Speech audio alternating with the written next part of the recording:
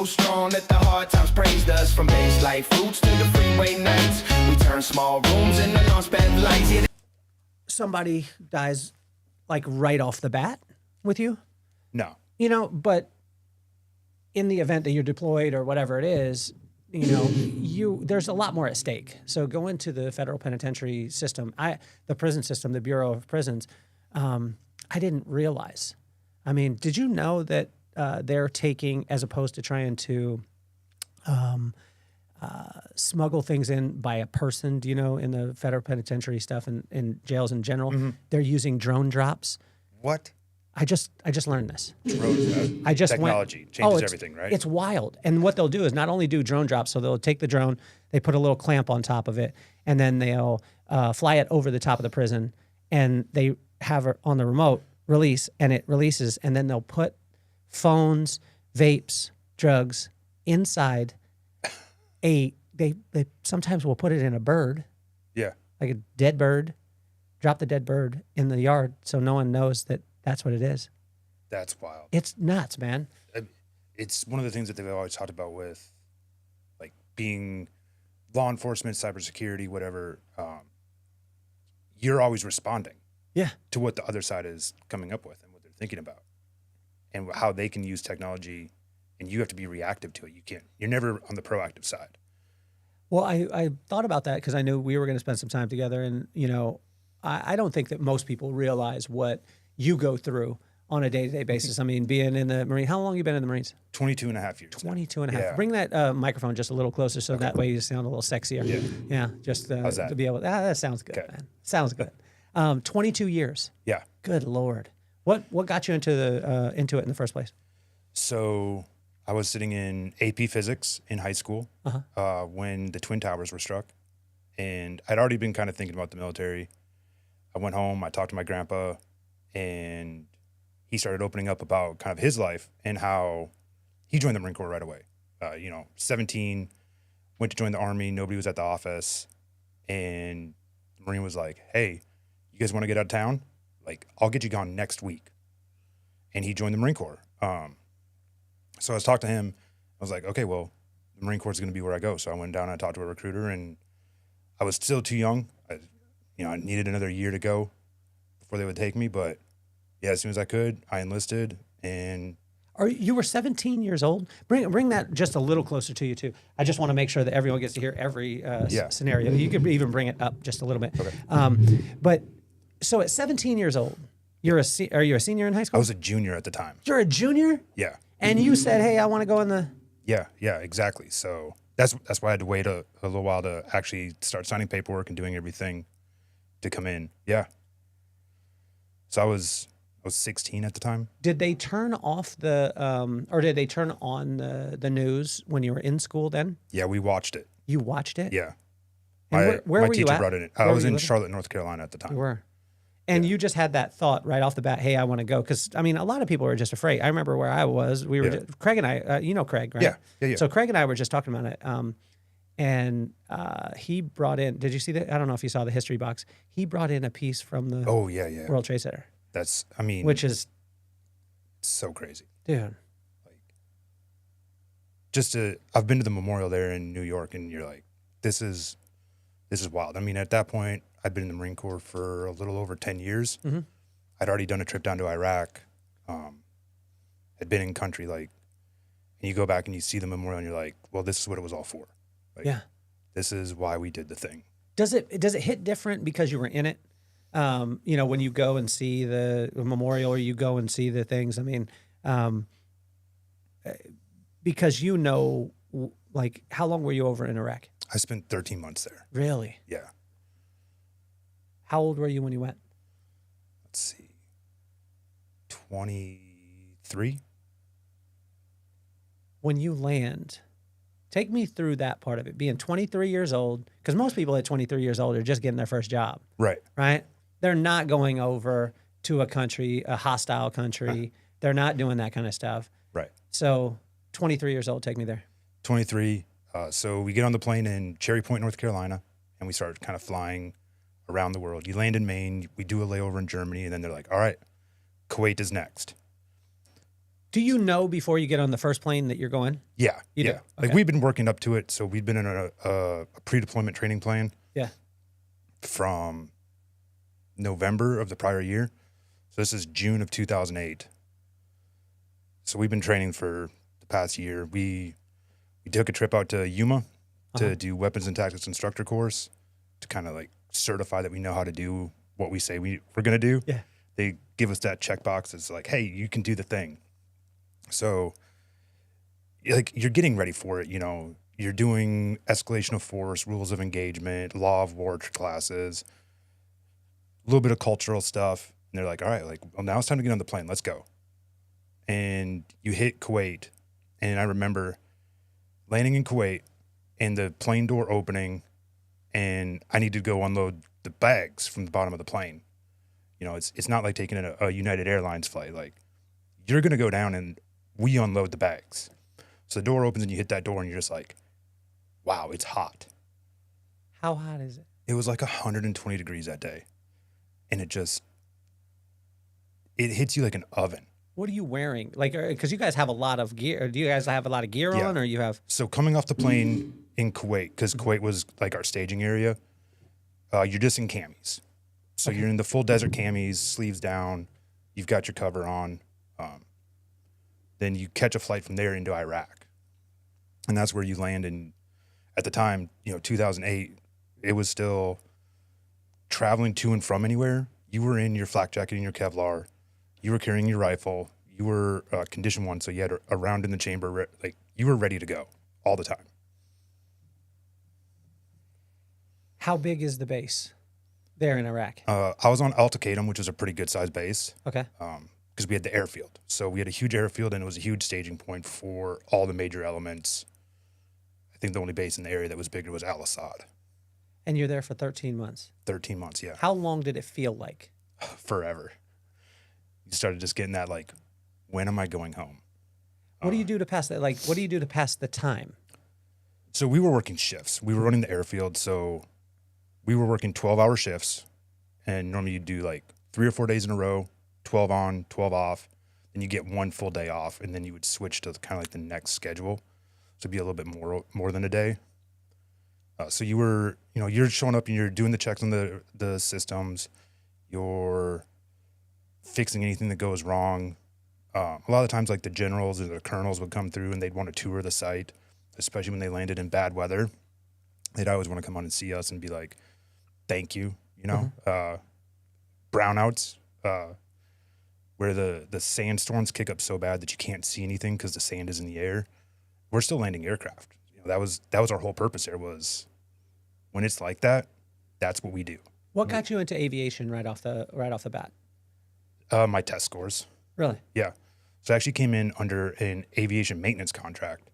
And then when you go to Pensacola and you start taking the classes and you make your way through it towards the end of your, what we call our A school, like, okay, you guys are going over here and you're going to learn how to do ATC maintenance stuff. And you're like, oh, okay. I enlisted to, work on aircraft.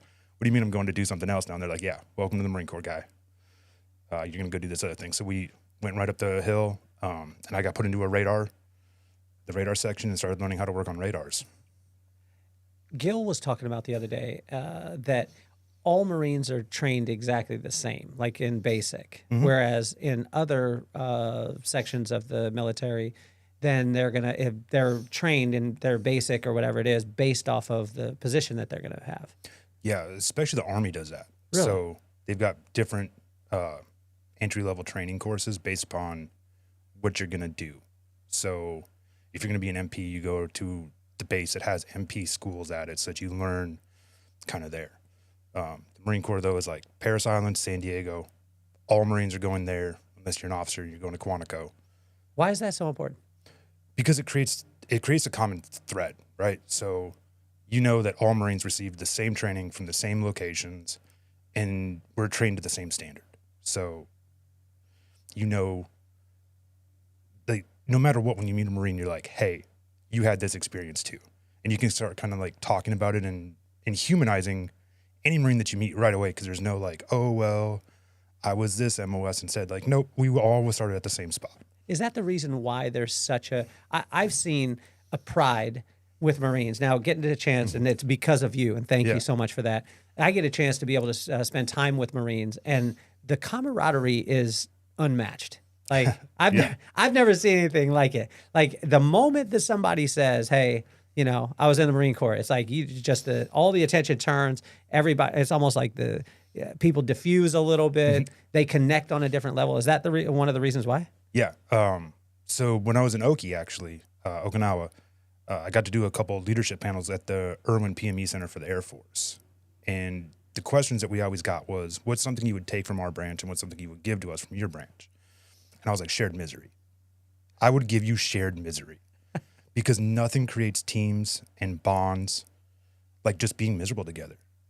When it's, August, September in Yuma, Arizona, and you just finished setting up your site and a microburst hurricane hits you with hail in Yuma, Arizona, and you're scrambling and you're holding a tent flap over a Marine so that they don't get hit with hail and stuff, like those are bonds that transcend time and space. And like nothing brings you together like misery. And Marine Corps recruit training is misery. It's 13 weeks of just not knowing where you are at any given point in time and somebody yelling at you because you woke up and started breathing that morning for no other reason. Like they're just yelling at you because they're allowed to yell at you. And that's the point, is to bring you together as a team.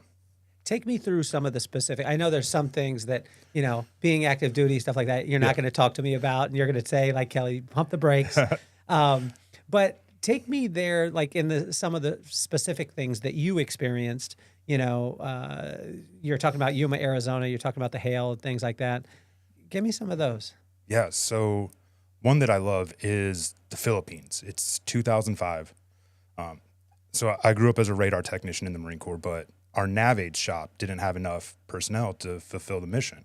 So like, hey, like you guys come with us. You're going to go work with us and be our battle buddies so you can have 2-person integrity while we're standing our shifts. So we're in the Philippines and we're setting up the TAC-in, and it's this tall 3-story scaffolding with a big, heavy, we call it the beer can antenna on the top. And it starts to kind of like tilt, right? Like one corner's sinking. So we're like hanging off the edge, trying to like pull it back, tear it down really quick. And out of, we're in this like little cleared out area, a little bit bigger than the building we're in right now. And there's tall grass all over the place. And a Filipino pops out and he's like, lumpia, Coke? And we're like, dude, we're like, what? And our sergeant goes over there and he talks to the guy and he's like, hey, you guys want lumpia and Coke? We're like, yeah, sure. And he kind of looks at it and we hear him like, the lumpia is cold and the Coke is hot, man. Like, I'm not buying this. The guy's like, okay, how much? So he's like, there's 5 of us. And the guy runs off and like 10 minutes later, he's back. We paid $10 for all of us to have this a styrofoam takeout box just heaped with lumpia and a Coke for the 5 of us, $10. We were like one of the first ones out there, and like the prices went up afterwards. But like, I remember just like, this thing is falling, we're scrambling, and all of a sudden this guy pops on. He's like, you want food and drink? I'm like, yeah, I do actually. I'm really tired, and this is stressful right now.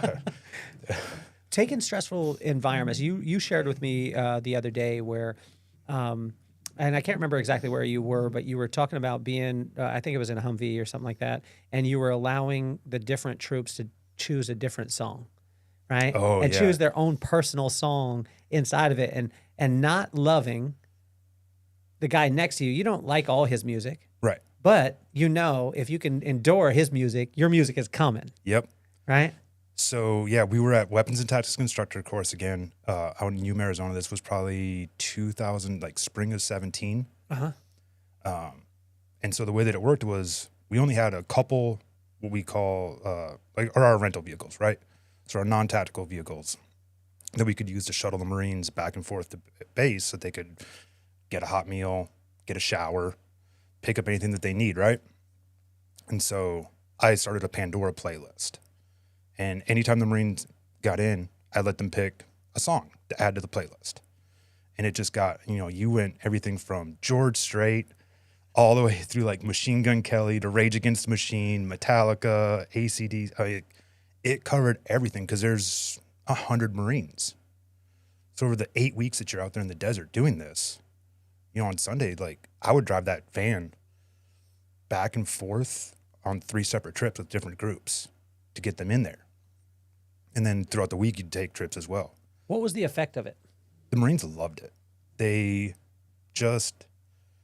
got excited to like be able to pick their song. And then when their music would start to come on, they'd be like, you could feel the van like amp up. So it was really cool. Like I really enjoyed that. I was talking to my, I think it's my cousin. So if my cousin, let me see. If my cousin has a son, watch your foot right down here because there's a little wire. Yeah, there we go. But if my cousin has a son, is that my cousin?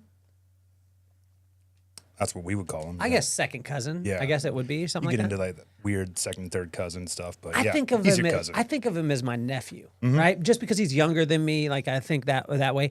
But he's actually in the Marine Corps. Okay. I didn't know this. He's in San Diego down at, what is it, 45th Street or is it, what's that base? You've down- got 32nd Street down there, which That's is what the I'm talking Navy's got. And you've got Is the Miramar Marines down down there there. too? You've also got the recruit training depot down there. So he maybe he's in the Navy. Yeah. But he and I apologize about grouping the No, two you're together. good, you're I saw you about to come across the table. You were like, no, that's not the That's same not thing. the same thing, but I we'll understand. let it slide. Okay, let it slide for me today. But I was talking to him and I said, have you heard of AMU? And then I said, have you heard of SVA? And in the military, as in corrections, like the federal prison system, which I just got to go to in Dallas. That's what we were just talking about. Yeah. You guys use crazy amounts of acronyms, and you guys acronym the hell out of people. Like I was in with the warden, and he kept hitting the staff. There was the staff, all the there was the captain there, the executives, all the stuff, and he kept hitting them with acronyms, and everyone's like, "Oh yeah, okay, warden." And I'm thinking, I don't know anything that you're talking about. Although I do know AMU and I do know SVA now because of you. Thank you. But I was talking to my, let's call him my nephew, Navy. Yeah. Probably. Maybe. Okay. And I asked him about it, and he was like, well, what do you mean? I said, well, your education, he's a young kid. And I said, your education, you could get your education taken care of. Being active duty, you could be taken care of. There's so many different certificates. Like when we did the meet and greet for SVA, and the guy was there, and he said, we have 3,500 certificates from Google that will certify you in with Google, with AI and all these things. But only 1,100 of them had been utilized. Yeah. And I'm thinking, like, I don't even get the opportunity for that. There's 2,400. Just let me get one. You know what I mean? Like, no one's gonna miss that one. You'll still have 2,399. Yeah. How'd you get involved with AMU and then SVA? That connection point. So AMU I transferred to for my master's. Tell them degree. what it is, because we're talking acronyms. So. It's American Military University. Yeah. Founded by a Marine. So, the Marine Corps just continuing to do great things everywhere they go. I transferred there for my master's degree. So I finished my bachelor's, and I was like, okay, I want to keep going. I started kind of pricing everything out. And everywhere I was looking, I was going to be paying out of pocket. The difference between what tuition assistance would cover and what the cost actually was. is this utilizing the GI Bill? This was utilizing tuition assistance. So what's the difference between the two? Because I think Yeah. GI Bill, but I remember talking to Gil. He was like, no, I didn't use GI Bill. Right. I used the tuition assistance part. Yeah. So tuition assistance covers, you get $4,500 a year to use, and they'll cover up to $750 a class. So $250 a credit hour. Okay. So you can do like 6 classes a year, which on active duty that's a pretty good course load right there, to be honest. Okay. So I was looking at schools and I was just trying to figure out what to do. And a buddy of mine was like, hey, check out AMU. So when I started pricing it and I saw that AMU was offering graduate level education at tuition assistance rates, I said, so I'm not gonna pay out of pocket at all for my graduate degree. Like, no. So I applied, got everything set up and started going. I'd maybe been with the university less than 6 months. Is this just because you're active duty? So active duty, National Guard, reserves, family members, they dropped the rate to $750. Even family members of, Yeah. so like if your daughter could go, would Yeah. she get tuition assistance? No, she doesn't get She tuition just gets the assistance. rate. Yeah, she gets that rate from Okay. AMU. What about a friend? Like a friend, you know, say for instance, you golfed with him sometimes. You know, he was pretty bad at golf. You know what I mean? Like, you know, Maybe. maybe. Okay. We'll look at that. We'll let other people make that decision. What constitutes a family member? That's what I'm talking about. Do we have to prove this with an Ancestry.com Yeah. test? Like, what's going on? You need my 23andMe on this? Yes. Well, I believe we're all brothers. You know what I Right. mean? We're all brothers together. Exactly. You know, you call your fellow Marines brothers. Brother and sister, yeah. There we go. So Well, so we need to look at that line though. we need to get that sorted out for you. Yeah. So so your graduate, when you look into it, in your graduate, what'd you do your master's in? I got an MBA in IT management. Okay. So looking at that point, I was really starting to look towards retirement Yeah. and what educational path was going to set me up post Marine Corps. Because eventually we have to take the uniform off. We need to go do something else. Okay. So I figured that would be a good, well-rounded with just enough niche with IT management to where I saw my community in the Marine Corps going. We're doing a lot of IT stuff now. So Yeah. What made you the foresight? Let's move your microphone just a little bit this way, just like centered into you. Yeah. Yeah. There we go. Because like we started, well, thanks to you, we started the leadership program for SNCOs. So tell them what that, tell them the acronym on that one. So that's staff non-commissioned officers. Okay. That's E6 to E9 pay grade in the Marine Corps. It's just unit leaders. They're the ones like running teams of teams at this point. Okay. So you have multiple team leaders that report to you. You're dealing with just a little bit higher level stuff on a daily basis. Okay. You're also the one that kind of gets all the problems. So you get the late night phone calls of like, hey, I need help. And you're like, okay, I'm on my way. Well, we started this leadership program, and again, thanks to you and getting to spend time. One of the number one things that I found in spending time with the guys was that most of them were freaked out about the transition back into civilian life, although you had foresight. Where did that foresight come from for you? I had a really good mentor, actually. He was a master gunnery sergeant when he retired, Josh King. And he just told me, like, the uniform comes off, and you need to be somebody when that comes off. You can't just be your rank and your billet and your title, United States Marine Corps. You have to find out who Nick is and kind of develop that into a person so that when you leave the Marine Corps moves on. They have a mission to do. They have a job to do. And we always talk about it like putting your finger in a glass of water and then pulling it out. The water flows right back in immediately. So when you retire and you leave the Marine Corps, the next day, the Marine Corps is moving on. They still have tasks to get done. They still have a job to do around the world. And you're just not a part of it anymore. And a lot of people made their identity around that. And they found that then when they moved on, they had no purpose. They had no community, no brotherhood. And I watched a lot of the people above me do this. And they'd leave.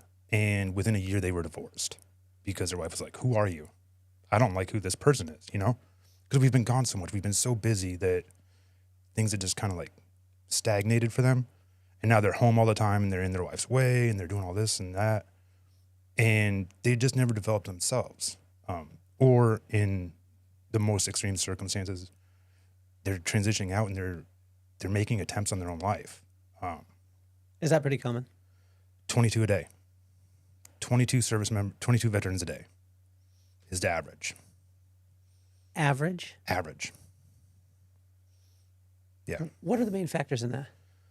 Loss of identity and the community and the camaraderie that you mentioned, yeah. Dealing with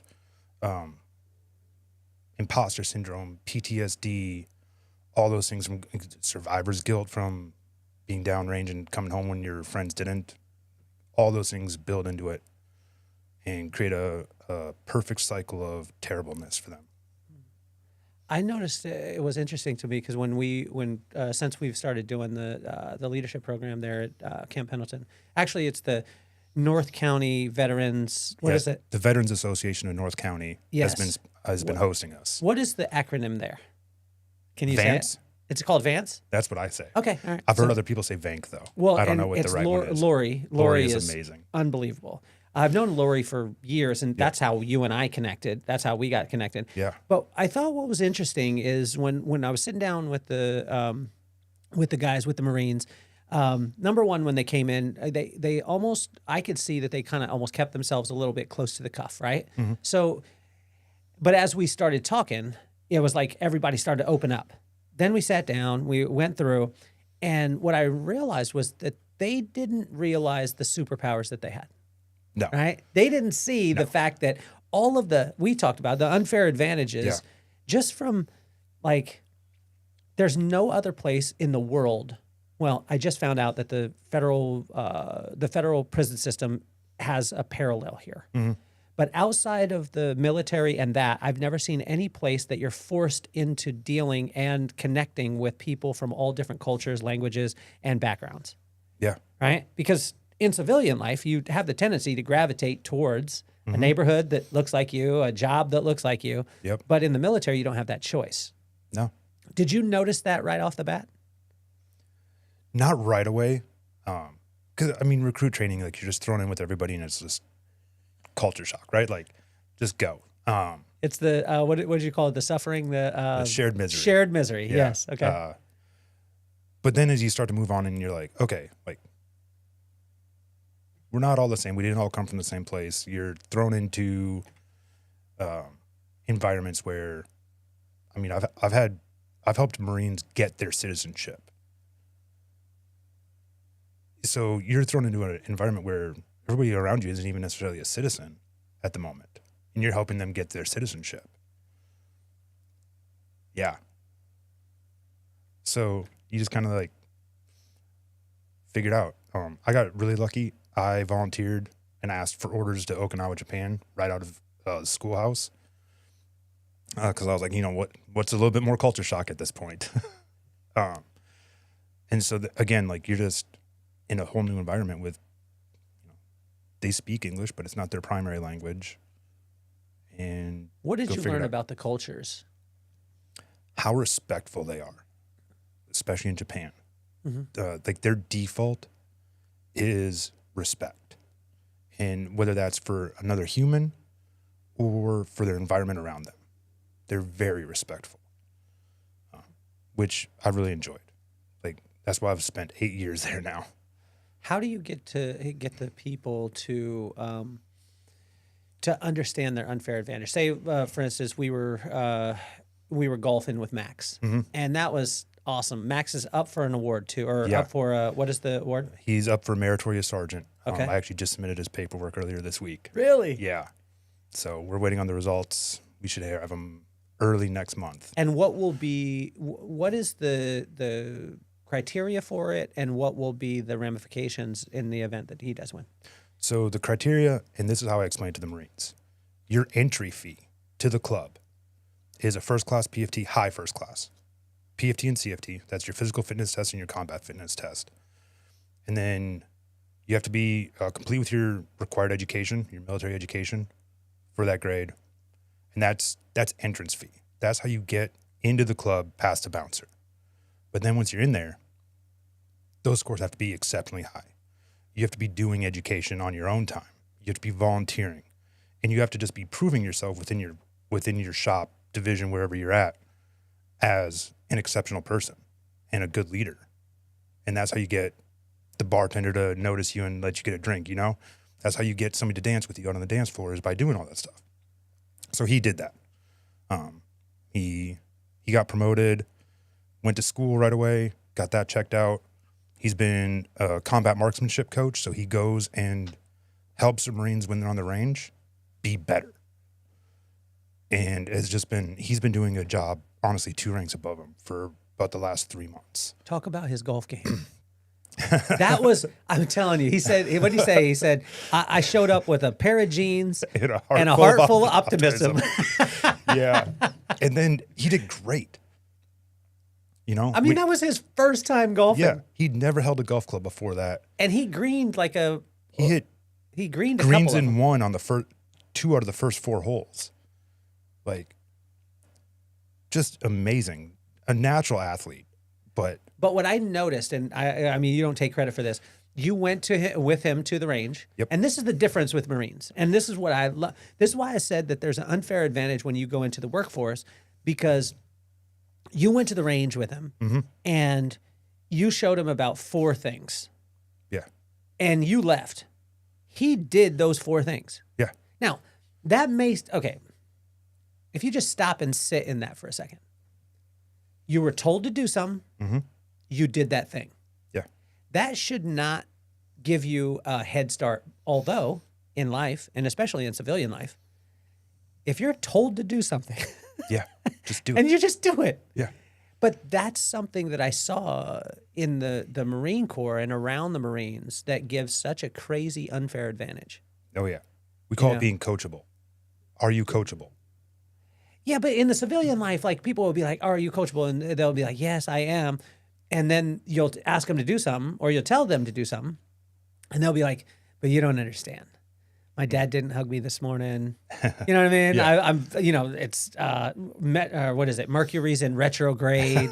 The wind was picking up. Yeah. I had sinuses.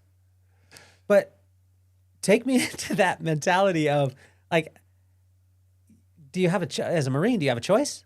If you're told to do something, you have a choice? No. When you're told to do something, you don't really have a choice. That's discipline. Instant and willing obedience to orders. That's the definition of discipline for the Marine Corps. Is there an acronym for that too, Nick? No, What not is for that one. What's But the JJ tie buckle? JJ did tie buckle, yeah. Tell me that one. So, oh boy. Can you say it? Because Justice, judgment, dependability, initiative, decisiveness, tact, integrity, endurance, bearing, unselfishness, courage, knowledge, loyalty, and enthusiasm. you beat Gil. I asked Gil. Gil got about halfway through. We got to give Gil a hard time on that one. I'll call him after this. Yes, let him know. we should actually call him. We should call him and get him on the podcast while to give him a hard time. That'd be great. Yeah. So, but go back to that as far as that. There was no acronym for the other one, but when I said like, if you're told to do it, you just do it. Yeah. But you said it was because of integrity. What was it? What was the Discipline. The Discipline. instant and willing obedience to orders. Say it again slower though, man. So the instant and willing obedience to orders. Don't ask me why. Don't ask what's happening. Just go do it. I'll get to the why later. That's discipline though. Go sweep the floor. Why do I need to sweep the floor? No. There's no why here. Just go do it. And then later on I'll tell you that I saw a cockroach on the floor and I knew that the general was coming through today, so I didn't want you guys to look bad. But discipline is go sweep the floor, and they just go do it. That's some Mr. Miyagi stuff. You know what I'm saying? Yeah. Like that's wax the car. Why am I waxing the car? I'm trying to learn some martial arts. It'll come together later. It'll all come together later. Does it take a special person, or can that be taught in everyone? I think everybody has a potential to be taught, whether or not they choose to be taught. How can you get people to choose to be taught? So my best success has been actually going with Simon Sinek's Start With Why. Okay. Right. So as much as I talk about the discipline being the instant, willing obedience to orders, and I'll get you the why later on. If you lead with the why often enough, they start to trust you. So they know that there's always a method to your madness and that you have their best interests at heart.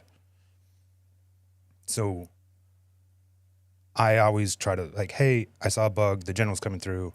Can you guys go sweep the floor? So that they know when I walk in, I'm like, get out there and sweep the floor. They just go do it because they're like, he's got a reason. This isn't just he's in a bad mood, go sweep the floor. Something's going on. And we're just going to go do it. And then they'll come back and be like, hey, why do we have to go sweep the floor? They're like, oh, well, the colonel's coming through on a visit. So-and-so is receiving an award, whatever's going on, right? Like we need the building to look good when we had visitors today. They're like, oh, okay, that makes sense. What was the last award that you, because you were in Washington recently, right? Yeah. Yeah. What was that? So that was I was a finalist for the Social Media Wizard Award at the Be Great Gala, which was wild. And then I won the Alumni Service Award and the Dr. Wallace E. Leadership Award. Take me through that experience when you say that it's wild, because you're experiencing things, and you had texted me, and we go back and forth a little bit. And but what was wild about it? So why I say that is to be put up for the Social Media Wizard Award and be one of the finalists, the top 3. I only really started using social media in like October or November of last year. Really? Yeah. So to go from like, and I remember having a conversation with, his name is Scott Stalker on LinkedIn. He's a retired Master Gunnery Sergeant, and he was like, just start posting. And I was like, what do I say? Like nobody cares what I have to say, right? He's like, just start posting and start commenting and start interacting with people.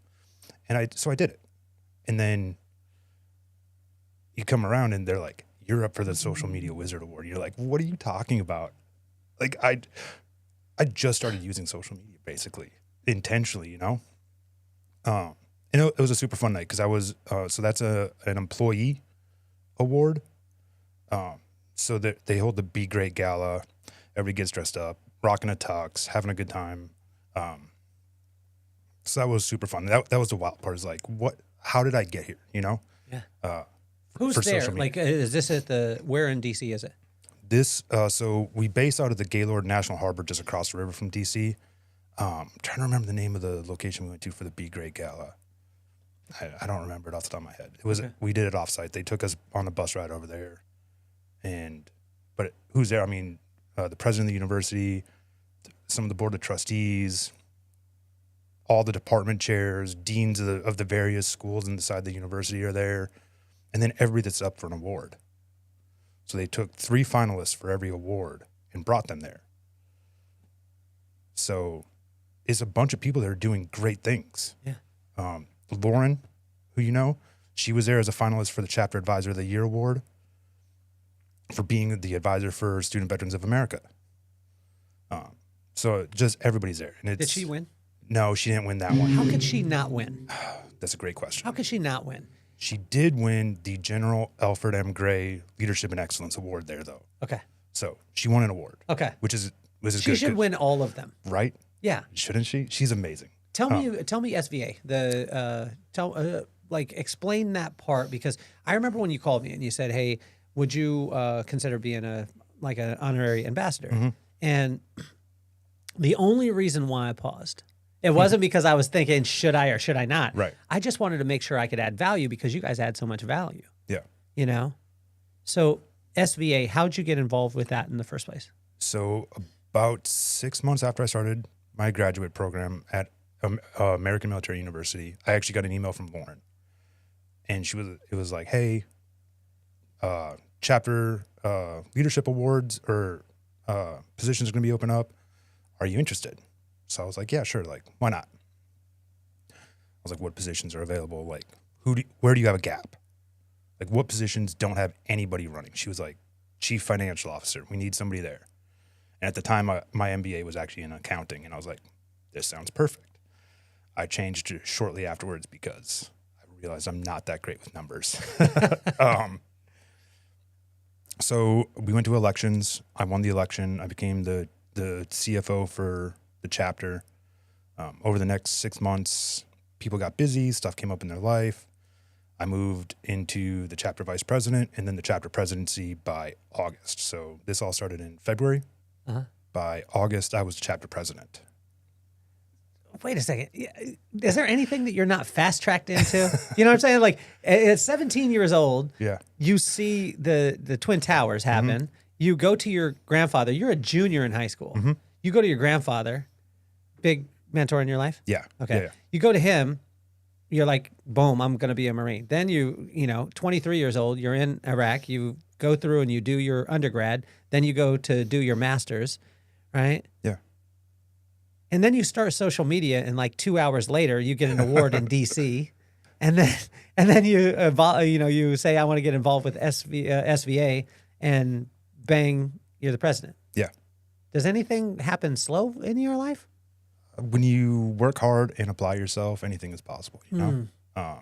So what's the power of SBA? I mean, I saw it. I got to see it. But in my head, I was thinking, why isn't a stadium sold out? And these kids are clamoring. Because who was it? It was Jose and who was the other one that came? Owen. Yeah. So Jose and Owen, they touched my heart that night. Oh, they're amazing. Those two guys, they're there, but I'm thinking like, why isn't there 2,500 kids? Like, and we have to go out in the parking lot, you know, with microphones and tell them about it. So NatCon is that. That's in January. Okay. Some like 3,000 student veterans Okay. all show up to NatCon.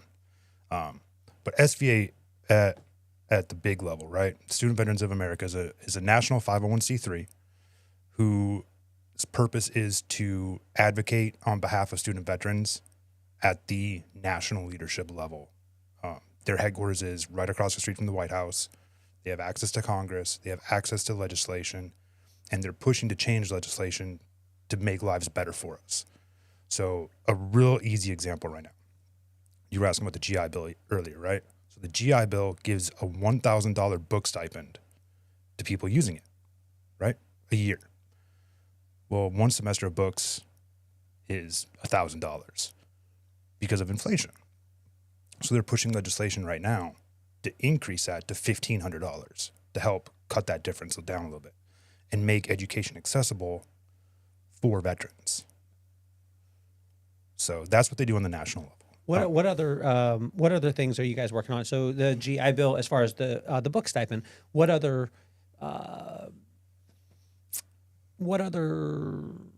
aspects are you working on? That's like top of the list.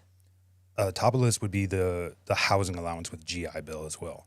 So a student going to a online university only gets part of their housing allowance. Yeah. So if you're going to brick and mortar schools, it's full BAH sergeant. I don't remember with dependents, I think. If you have dependents, if not, then it's without dependents. It's sergeant level BAH. But if you're going to an online school, even if you're going full time, you only get half of that. And the argument is, well, you could be living anywhere, going to a school anywhere. The counter argument that we're making is, but my housing costs didn't change. If I'm living in Charlotte, North Carolina, and going to a school in West Virginia, I'm still paying Charlotte, North Carolina housing. Yeah. Why am I getting less BAH? Because of it. So they're pushing for that right now. They're pushing for the book stipend to change. We had a conversation about trying to change some of the active duty benefits when we were there. So when we were there in Washington, we went and toured the headquarters for Student Veterans of America. And one of the things we brought up was, like, I'm not allowed to use tuition assistance anymore. I've used too much of it. So you're allowed to get one bachelor's degree, one master's degree, and a certificate. Okay. And then they're like, you're done. I was like, okay, well, why? Why are we saying that you need to stop getting educated? Don't you want more educated people doing this? Yeah. So they're taking that on now, and they're going to work on that. So that's what they do at the headquarters level. What do you wish that more people knew about it? Because, again, when I talk to my nephew, Julian, hopefully Julian's listening. Hopefully. And then Julian says, oh, AMU, okay. Because when I said AMU, I said it, and he looked at me, and I could tell in his eyes that he didn't know what I was talking about. And then I said, it's American Military University, and he went, oh, you know that? Oh, that means that you still don't know what I'm talking about? Right. But I'm going to play it off. Yeah, I'm going to kind of play it off a little bit. And then I was telling him, so, okay, if I went for my undergrad, say I'm active duty, say I'm Julian, right? Yep. My nephew. I'm calling him my nephew. Okay. And I'm in the Navy, not the Marines, like I thought. Maybe, I don't know. I got to check with him. I'll check with him today. Yeah. And I have a high school education because I went right off the bat. Yeah. Can I do my undergrad with AMU? You sure can. Okay. And what's the tuition? Is the tuition $750. $750 a class. $750 a class. Yep. Which is exactly what tuition assistance covers. And so my education is covered. Yep. And then when I want to go and get a master's, Yep. my master's will be covered too? Yeah, $750 for your classes.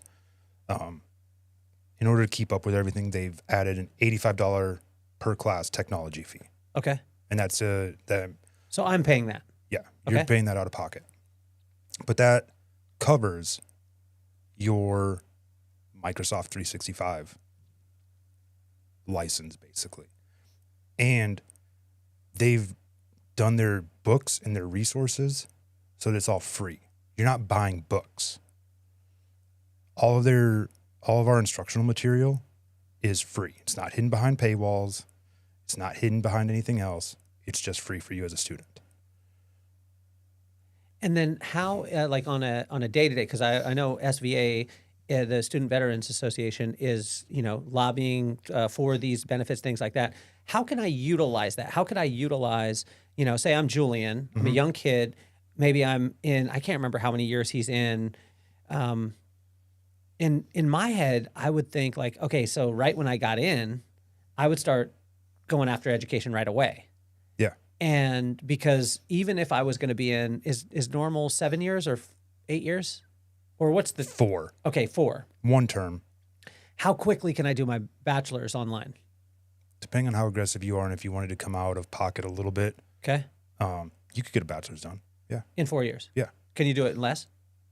I don't think so. No? No. That'd be rough. So in 4, I would come out with my bachelor's and it would all be paid for with no student debt at all. Correct. If I stayed for 6, Easy. if I Easy stayed for bachelor's. 6, could I get my master's? Again, you'd have to really be pushing. And Okay. you might have to pay for a couple classes on your own. What if I stayed for 7, It's getting a little bit more doable. 8? No reason you couldn't. So if I stayed for 8 and I didn't retire, which I would think if you went for 8, you should retire. Yeah, it's Spades rules. You know what I'm saying? You got 8, you got 10, you got 10, you got 20. That sounds like my NFL math. There you That go. sounds right? like the Titans, Yeah. right? So if we win one game, I feel like we won the championship. Exactly. That's how I feel. That's what it's like being a Vikings fan too. Oh my god! If we won one game, But you we guys did are really actually well. good. Until the playoffs. Yeah, that's true. Then we're like, what's a football? Did you notice the Titans I did. shoes? Those are good. I just got these. Yeah? This is from my buddy Edward. I showed up. I went to his house. I got to. I don't know if you know, but last Saturday, I got to go to the Knicks Spurs game. Oh, I saw that. Did you Dude. guys have fun? Oh my god! We were watching it. Dude, it was crazy. Yeah? It was like a Knicks home game. Yeah.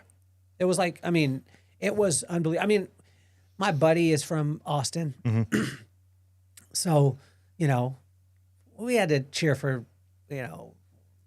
for the Spurs and Wemby and all the stuff, which Right. I think is awesome. And I would have loved for it to go to 6 games or Yeah. whatever.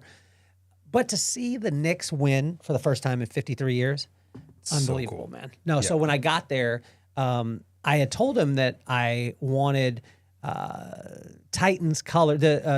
We had a conversation. I said I can never find the baby blue with red, and he ended up finding them for me. That's so awesome. they've never been worn. I brought them I into the believe studio today. This has got your verified tag on. Oh yeah. So I was super excited about that. So if a person stays in the Marines for 8, they could get out at 8 with their master's degree. Yeah.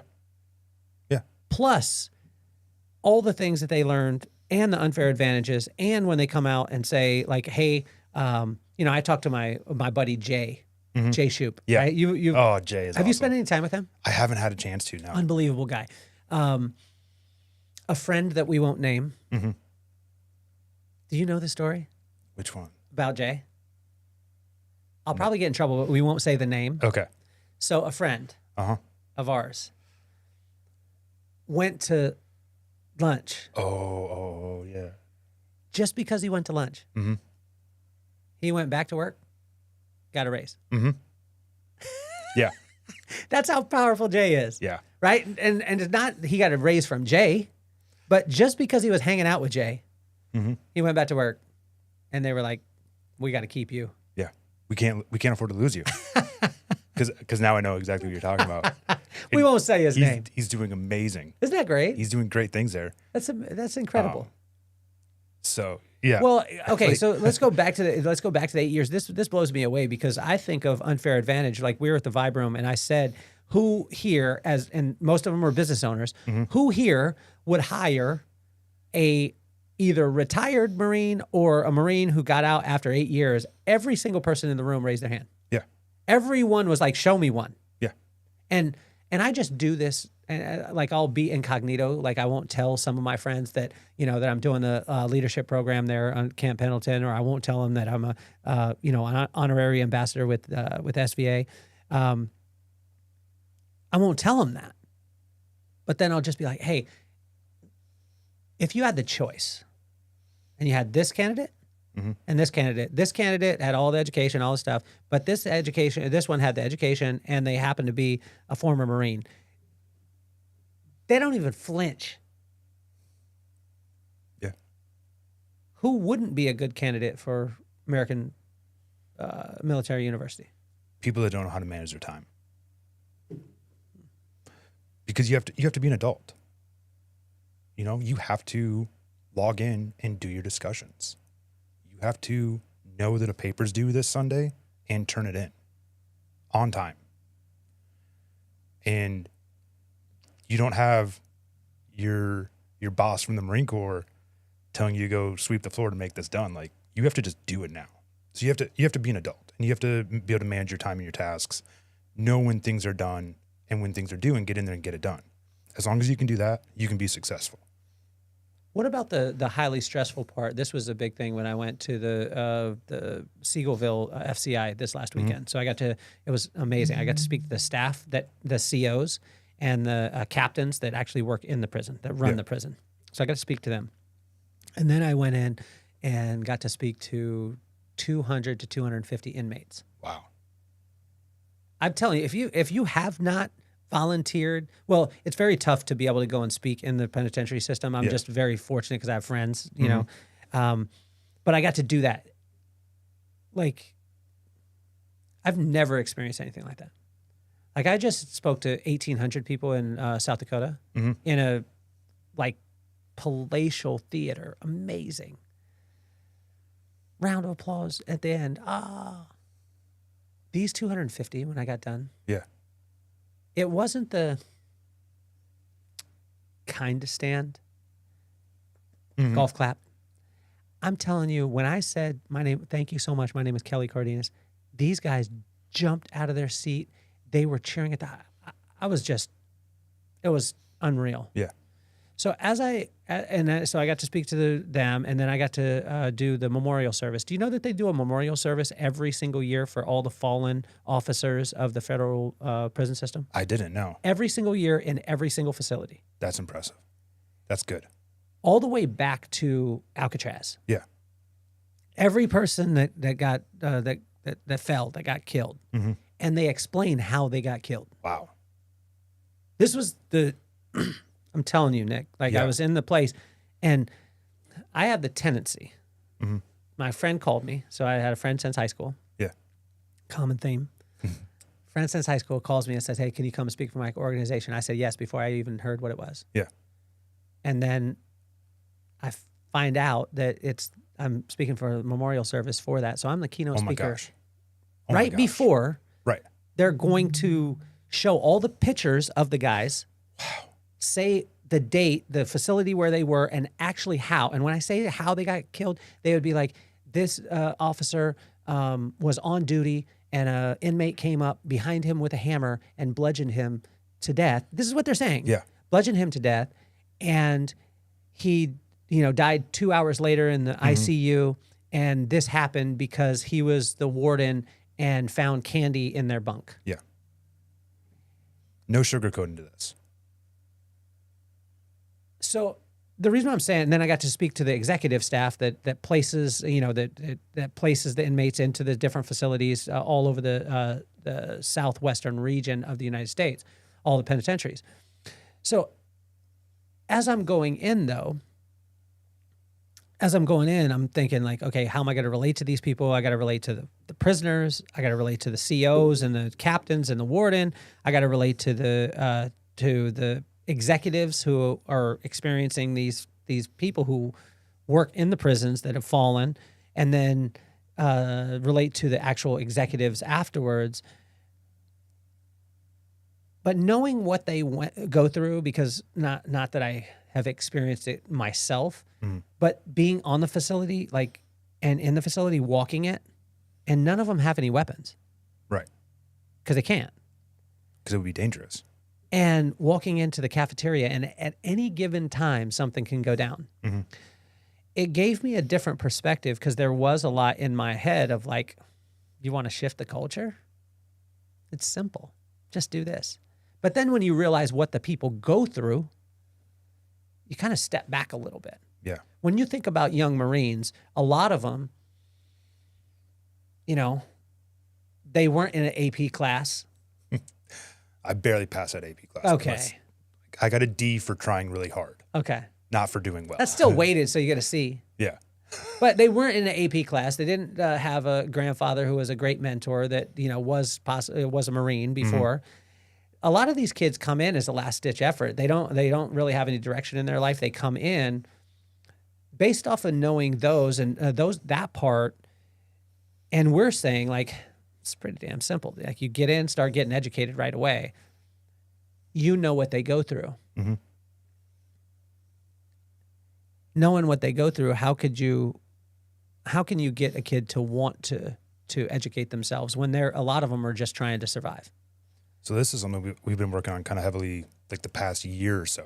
Yeah. Even for me, is, you know, they come in and you're like, hey, like, are you married? Do you have any legal problems? Like, how's your mom and dad doing? We started asking deeper questions now. Like, some of it coming from you, like, where are you from? Where'd you grow up? How, you know, those deeper questions get them to start opening up. Because what I'm trying to find is, why are you here? Not what you told the recruiter. Oh, I'm here for the college benefits. I'm here for travel and adventure. Like, why are you here? What are you hoping to get out of this? Because once we get that, now I can start helping them. And it becomes a teamwork effort, right? You came here with a goal. You know, the Marine Corps expects you to uphold your dotted line signature part of this. I'm here, though, because you came here with a goal. How do I get you there? What do we want to do? What is it you're hoping to achieve from being here? And once we start getting that, and we start having that conversation of like, you want to get an education, you want to travel and adventure, like, okay, well, we can start working on those, and we can start having the conversation. Like, I need you to do this first, you know. Once you have this done, though, we can start talking about how to get you over here, how to get you on an air crew program, how to get you on a deployment, how to get you enrolled in school, how to do all these different things. But it's got to be a conversation with the young Marines now. Like the early 2000s global war on terror, just come in and do what you're told all the time and like that's enough, it doesn't work anymore. So especially over the past like year or so, it's been a lot of getting involved in the conversation with them at a deeper level to figure out what they want and helping them get there.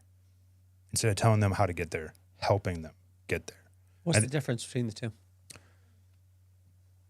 So we'll take Max. Max said he wanted to go to college. I'm like, okay, well, here's the website. Go sign up. That's telling him. Helping him is, what's holding you back? Oh, you know, I need to get a computer. Fantastic. Here's a way to get a computer for cheap, right? What's holding you up? Well, I started the application, but I had some questions. Fantastic. I have a Wi-Fi puck. Here's a laptop. Let's do it. I'll sit here with you and help you. And when we actually ran into a problem with his, it timed out or something. So we had to call the advising staff.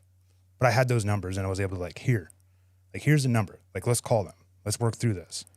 And then that ended up not working. So I called Lauren and she helped us out. But telling is just, here, go do this thing. Go to college. Okay. Which college do I go to? What degree do I get? When you help them, you say, what are you interested in? You want to go to college. What are you interested in? What do you want to learn? Okay. Here's a couple different universities. As much as I love American Military University, I always pull up a couple because they always have a couple in mind already. And we talk about it, we look at schedules, and then we talk about the degrees available. I think right now over half my Marines are going to American Military University because of this. because we have classes that start the first Monday of every month. So for our scheduling, it's really convenient as opposed to a traditional college schedule. But we sit down and I'll pull up the associate's level degrees. I'll be like, what are you interested in? And we'll go down the list because it's a shorter list, right? Like, is this interesting? No. Is this? Yes. Open a new tab. And we'll go through that whole list and then we'll go through them all. And I help them understand what's available, what they're going to learn, and what it sets them up for. And then they go, oh, college isn't as scary as I thought it was. And when you do that with everything, you need a better PFT. So PFT is max set of pull-ups and then a 3-minute, 45-second plank and a 3-mile run for time. So like, hey, you need a better score. Okay, like let's look at your score. Instead of just saying, go get a better score, you sit down with them. Analyze their score. Where are you losing the most points? And then here's resources on how to improve that weak point. That's the difference between telling them and helping them. How do we get more Nicks? Because if there was more Nicks, because I think there's probably two that you guys are dealing with in the Marines right now. So there's probably some of the old guard that is just like, I told you to do it, go do it right now. Like, just don't be dumb, go do it. Then there's the Nicks of the world who is, you're building trust with the troops. And at some point, I watched you with Max. He trusted you so much. And I want to tell you that the way that people talk about you when you're not there is ridiculous. It's awesome, Nick. When you mention Nick Rinell, everybody stops and talks about the character part of it. That's building a good name. That's time. Yeah. How can we get more Nicks? Because if we had more Nicks and that mentality, then you would have more kids who are being educated, who would create more, in the workforce. When I think of it, let's say when they come out, or even you're going to have more efficiencies in the Marines. You're going to have more efficiencies when you come out into the civilian world. How do we do that? I think first, you don't necessarily want more me, because that would be a boring world. Okay. You want more people that are thinking beyond tomorrow, beyond today. And you get that by having conversations. You do it. I've seen you do it in a room. You come in, you have a conversation with people, you get them thinking that there's options and availability for them beyond this afternoon and what the future could hold for them. And you speak life into them, and that's how we do it, right? When you get a new join Marine in, you sit them down and you talk to them, not as, I'm your boss, you're going to do what I tell you while you're here, as, welcome to the unit. The team is glad to have you. We're stoked you're coming. How can we help you? Here's how you fit into the team. And you have conversations. The Navy, so if Julian's in the Navy, you'll might have heard this, calls it deck plate leadership. It's going on and walking. I try to walk from my office to both of my sections at least once a day. I don't always get to it. Sometimes life gets in the way. But that's my goal. Every morning when I come in, my goal is to walk to both of my shops at least once a day and just catch them being them. And instead of coming off the top rope and like, oh, like, why aren't you working harder? Like, what are we doing? Like, what are we talking about? Like, okay, like, join that conversation. Because sometimes they're talking about food. Sometimes they're talking about their girlfriends. Sometimes they're talking about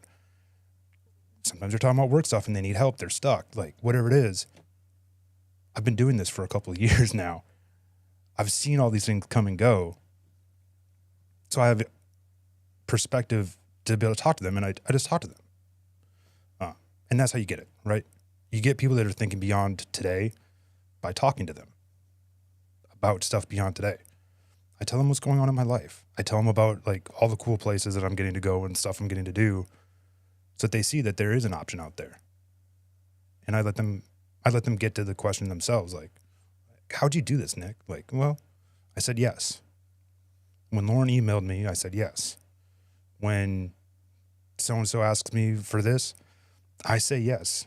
And I get you guys out there in front of the command so that they see you, so that our whole division looks good. When our whole division looks good, it's easy because then when you put Max, and Owen is up for Marine of the Quarter as well. Is he really? Yeah. Owen really touched my heart, man. Those him and Jose were, because how old are they? Jose is 19 or 20 now. Yeah. I think Owen's right there too. Yeah. We just did the math. Jose and I actually share the same birthday. Mm. So he was born the day that I turned 21 in Okinawa, Japan. Which is wild, right? Like, I'm legitimately old enough to be some of these guys' dad. And it's like, what are we talking about? How am I still doing this with you guys? How important is it for people to, whether it be volunteer their time or even spend time? Because, as we started the leadership program, that's a thing that I've committed, and I'm committing to you too, to hold me accountable to, is the more that as we do them more, I'm actually just going to bring in people who own businesses in the community, or even outside the community. I got some really cool people that I've been talking with, and they're really wanting to come in. Like, one of the there's a healthcare company out of Utah. One of my friends is the senior vice president of it, and they've got doctors on staff. And I was talking to him, and I was telling him what we're doing there, here with the troops at Pendleton. And he was like, I would love to come. Yeah. And so this company is about to go public and going to be one of the largest IPOs in recent medical history. Mm-hmm. And he's a physician that's on staff with them and heads it up. And he's like, just give me the date. Yeah. Give me the date. I'm coming out because I want to spend time, awesome. right? You know what I mean? I know who you're talking about. So how... And you know James, but it's one of the doctors that works with James. And how important is it for us, whether it be business owners, people in the civilian world, things like that, to come and maybe spend some time? I think it's super important because we have a lot of skills, but we don't know how to translate those skills to building a resume, to working in the corporate world. And there's a lot of opportunity for us to work together before we retire and get out so that we know how to talk to civilians, but also for civilians to kind of learn what's going on with us so that it makes more sense. It's a two-way road, right? Like every good conversation has to be two-way, So getting out and spending time with us and hanging out and learning about us and just hearing some of the crazy stories and then a non-interview, non-professional environment. Like, I'm not going to walk into an interview for a company and talk about the time that I was in the Philippines and I watched C4 on fire and then was taught how to set up my own stick and blow it. That's not an interview conversation. But at the Vibe Room, that's a conversation and a full story that can be told all about how, the sergeant showed up and was like, get in the truck. You're like, oh, good to go, Sergeant. He drives you out, an hour out in the middle of nowhere, drops you off with somebody else in a van, and you end up in the middle of the jungle with like grass huts. And we're walking, and I'm like, what's that on the floor? There's a little like Play-Doh stick on fire. And he's like, oh, that's C4. Like, isn't that a problem? He's like, no, C4 needs heat and compression to explode. When it's just heat, it's fine. He's like, I want to eat off of it, though. And you're like, what do you mean? He's like, yeah, don't like cook food off of it. But if you're cold, you can light it on fire and heat yourself off of it. Like, lighting C4 on fire? Yeah. Yeah. Why was it on fire on the floor? They were doing training with the Filipino army, and they were teaching them that it's okay. He's like, as long as you didn't step on it, it's fine. The moment you step on it, kaboom. Yeah. At that point, because you have heat and compression now. But that's not a story that you're going to tell in an interview to a hiring manager or anything like that. But like that's an experience that we had. Yeah. And when they come and hang out and get to know like these guys have done this kind of stuff and they've picked up these skills along the way, let's help them translate those skills. And let's learn a little bit about, even if they don't hire Nick, but now they've heard Nick's stories and like, Well, then when Rob comes along, they're like, okay, well, they've got a little bit of a frame of reference now to like, we can ask Rob some other questions beyond why do you want to work here, right? How do you teach or share how to be able to translate? You just talked about translating skill set. Because I looked at it when I went to Seagoville, and I was speaking with the staff, right? So it was, and I knew why it was, but the staff, you can imagine. So it was probably 75, 80 of the staff. Yeah. And they sat towards the back of the room. Okay. Not towards the front. Right. Okay. Understood. Arms crossed when I came in too, kind of like, they were looking at me like, is this dude an inmate trying to come to talk to us about stuff? And so I understood it. I felt it, whatever. And I asked them, stand up, move forward till there's not an empty chair in front of you. Yeah. Right. They did it because they, whatever. I had them speak life, which, it's speaking life to those people, it's just like use somebody's name and use something specific that they did, but it has to be very specific because you can't do generalities when you're speaking life to somebody. No. Right. And so I had them do that. And I tell you, these guys, if there was a murder or like a gang fight that broke out in the yard, all of them would stay calm. Probably the heart rate wouldn't go that high. They would stay calm. They know their procedures. They would handle it. This is a life and death situation. But I had guys that would be in those kind of scenarios with no weapon and outnumbered by the hundreds. Yeah. Stay calm. I brought them up in front of only 80 people. Yeah. And had them say someone's name and every one of them was. And I was thinking in my head, you guys deal with life and death every day. How can I help to translate that life and death into a scenario and utilize the same principles, right? Staying calm, assessing the situation. What is it, OODA? The OODA loop. The OODA loop. How can I translate that? So, translating that. They have to be coachable first, right? Okay. Because we got here, right? Like we received that calm under stress over years of honing our craft and becoming really good at it, right? And so you have to understand that when you step out and you're not doing what it was the Marine Corps trained you to do anymore, you're doing what some company wants you to do now. You're not necessarily going to have 20 years of experience doing that. So you need to be coachable within that field, first of all, so that you can gain that experience quickly. We've learned all the stuff, all the foundational stuff to learn quickly at this point, but you have to just be open to it and understand that you're not going to be the expert tomorrow. But then translating that, I have learned how to do my job and other people's jobs and taken on collateral billets throughout the years. I am a quick learner. You can teach me how to do something and I can pick it up and be really good at it and translate that out. I think that's the biggest thing is understanding that there are a lot of skills that we have that are intangibles. Leadership is an intangible skill. You can't put a number to it.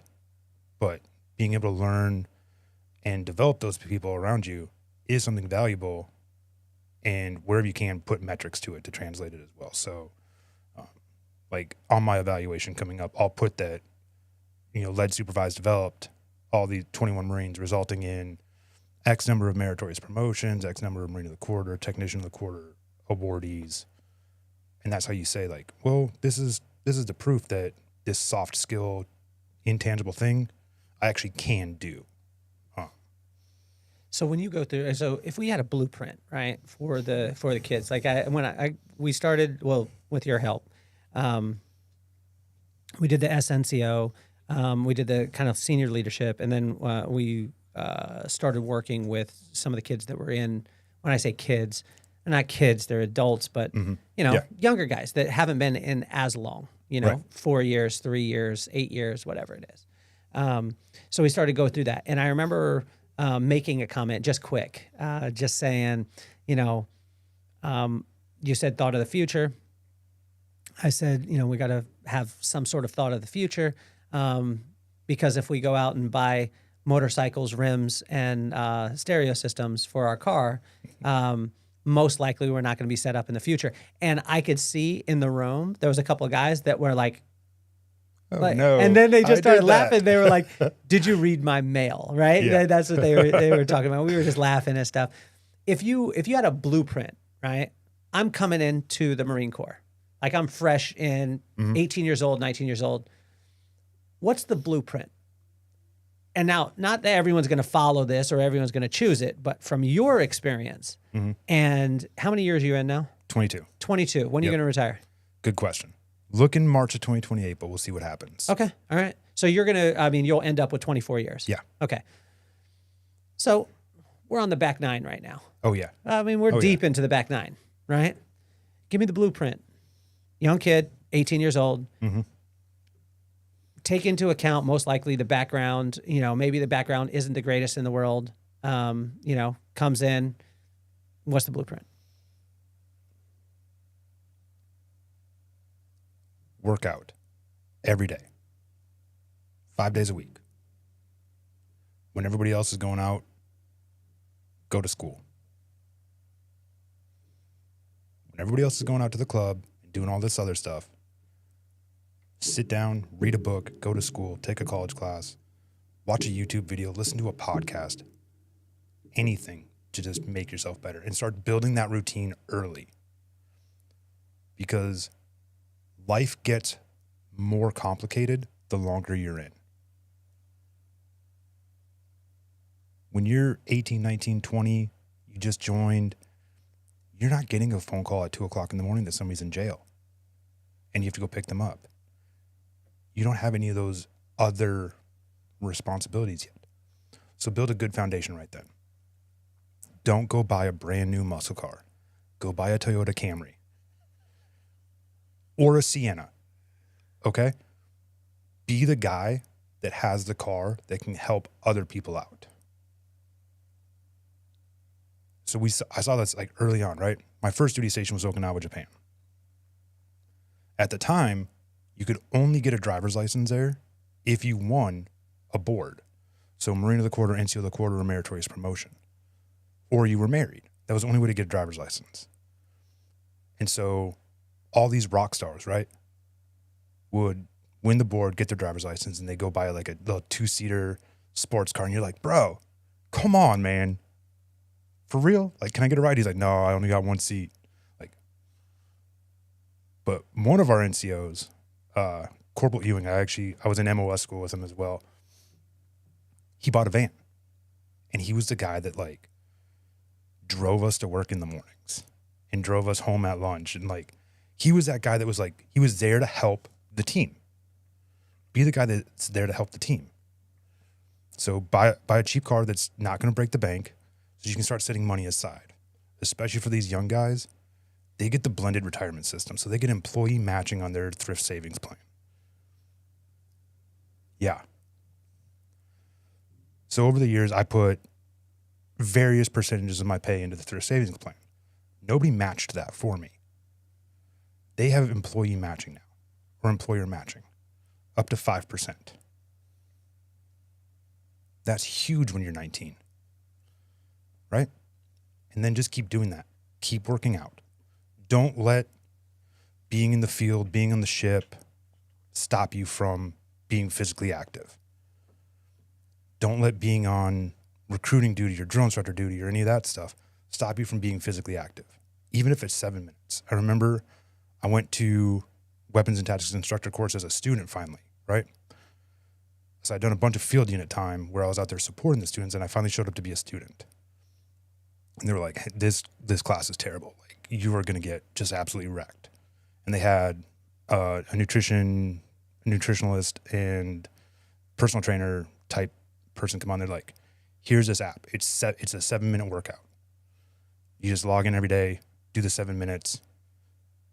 And like, if you have time for nothing else in the day, you've gotten 7 minutes of physical activity. They're like, that's going to pay you huge dividends in your mental clarity and just how you feel at the end of this course, because it's terrible. And you're going to eat junk food because nothing else is available. Like, so do that. Really and truly, do that. Just be active every day a little bit. Learn something new every day. and keep your bills down. If you do that throughout a 20-year career, you can retire in a really good place. And you're going to retire so young. Oh, yeah. So 24 years in, when did you start? Did you get in at 18? 18. So you'll be 42? Mm-hmm. You'll be 42 Yeah. when you retire? Yep. And you'll have 24 years in? It sure will. 40. Oh, my God. That's unbelievable. I mean, if you went 20 years, you're out at 38 and you got a full retirement. And got. How do you? This was a big question in the prison community when I was there. How do you balance the family and work? Because what we've been talking about is all the work part of it. You're talking about Okinawa. You're talking about the physical fitness side. You're talking about education and doing what you're told and being a good Marine and all these things. But once you add in, number one, you add on a woman to that, that shifts the whole thing. Then you add a woman and kids. Yeah. How do you do that? So for me, when I met my wife, we just kind of laid it out flat. Like, somebody in this relationship needs to run 3 miles twice a year for your PFT, and somebody needs to make sure that the bills are getting paid. She's like, well, I'm not interested in 3 miles, so that's you. And I'll make sure that the bills get taken care of, right? And you just let it go like that, and then you find time to carve out. Choosing your partner when you're a service member is 90% of the battle. Because you need to choose somebody that can handle this. Because you're going to come home one day and be like, hey, it's Wednesday night. I'm getting on a plane on Saturday, and I'll be back in 3 months. And you need somebody that can handle that and isn't going to fall apart right there. Like that's choosing your partner well. So that's the first part of like making it work.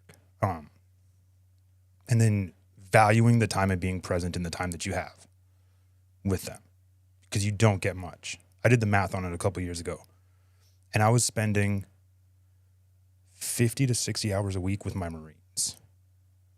When you included Saturdays and Sundays, I was getting somewhere in the neighborhood of like 16 hours a week with my wife and daughter. So you need to make that time important and intentional.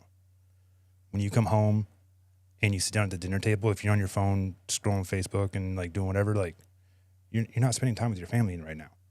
You have a limited number of hours in a week with them. Make it intentional and purposeful. Not saying that every moment has to be the most perfect thing, but sit down and play cards. Do something together and just make that important to you. Make that a priority. So, where did all this discipline come from? Because it seems like, I mean, correct me if I'm wrong, it seems as if you went into an extremely disciplined arena, but you already had a foundation of pretty damn good, discipline to start off with. Where did that come from? Came from growing up. My grandfather was a Marine, so they used to pick me up from school. Like they were the ones that I would go to after school. And then I would spend my summers with them as well. I had a single mom who, you can't have an 8-year-old running around Yuma, Arizona. Like, he's got to go back somewhere. So I would go back to my grandparents' house, and I would drive the truck. He was an over-the-road trucker at this point. He also worked on the Minnesota Air National Guard base in Duluth. He was a mechanic. So after the Marine Corps, he went and worked in the mines on an apprenticeship. Then he moved down to the air base and was working there. But so all those things that he learned in the Marine Corps, he brought with him throughout the rest of his life. And I remember, people think this is wild. He had a pair of denim jeans and a denim shirt with an undershirt, and that was his work clothes. But then that was for cutting the grass and working on the cars. But if we needed to go into town, he had a fresh set of that same outfit. It was just the new set with a different belt. He would wear like the black riveted 2-prong belt. That was a work belt. When we went into town, he had a brown leather with a belt buckle that was, it was a nice belt. And then we would stop mowing the grass if something went wrong with the lawnmower when he needed to run to the store. We would go in and get cleaned up and changed to go into town. Like that's the kind of discipline that he brought with him. And so that's how I was raised, And then my mom was in the International Guard as well with him. So at home, it was the same way. When I wasn't around grandma and grandpa, it was the same thing. You clean up, you make your bed, you do these things, which has built that foundation of, okay, this is just what life is like. And what you do. It's how you become successful. What about the freedom part of it? We were talking, my buddy Edward and I were talking about, he said, if you want extreme freedom, you have extreme discipline, right? But I found sometimes, a person who has extreme discipline, sometimes they don't take the time to laugh as much. Whereas like when you and I got to go and play golf, right? Of which you hit a lot farther than me. I just want to put that out for the record.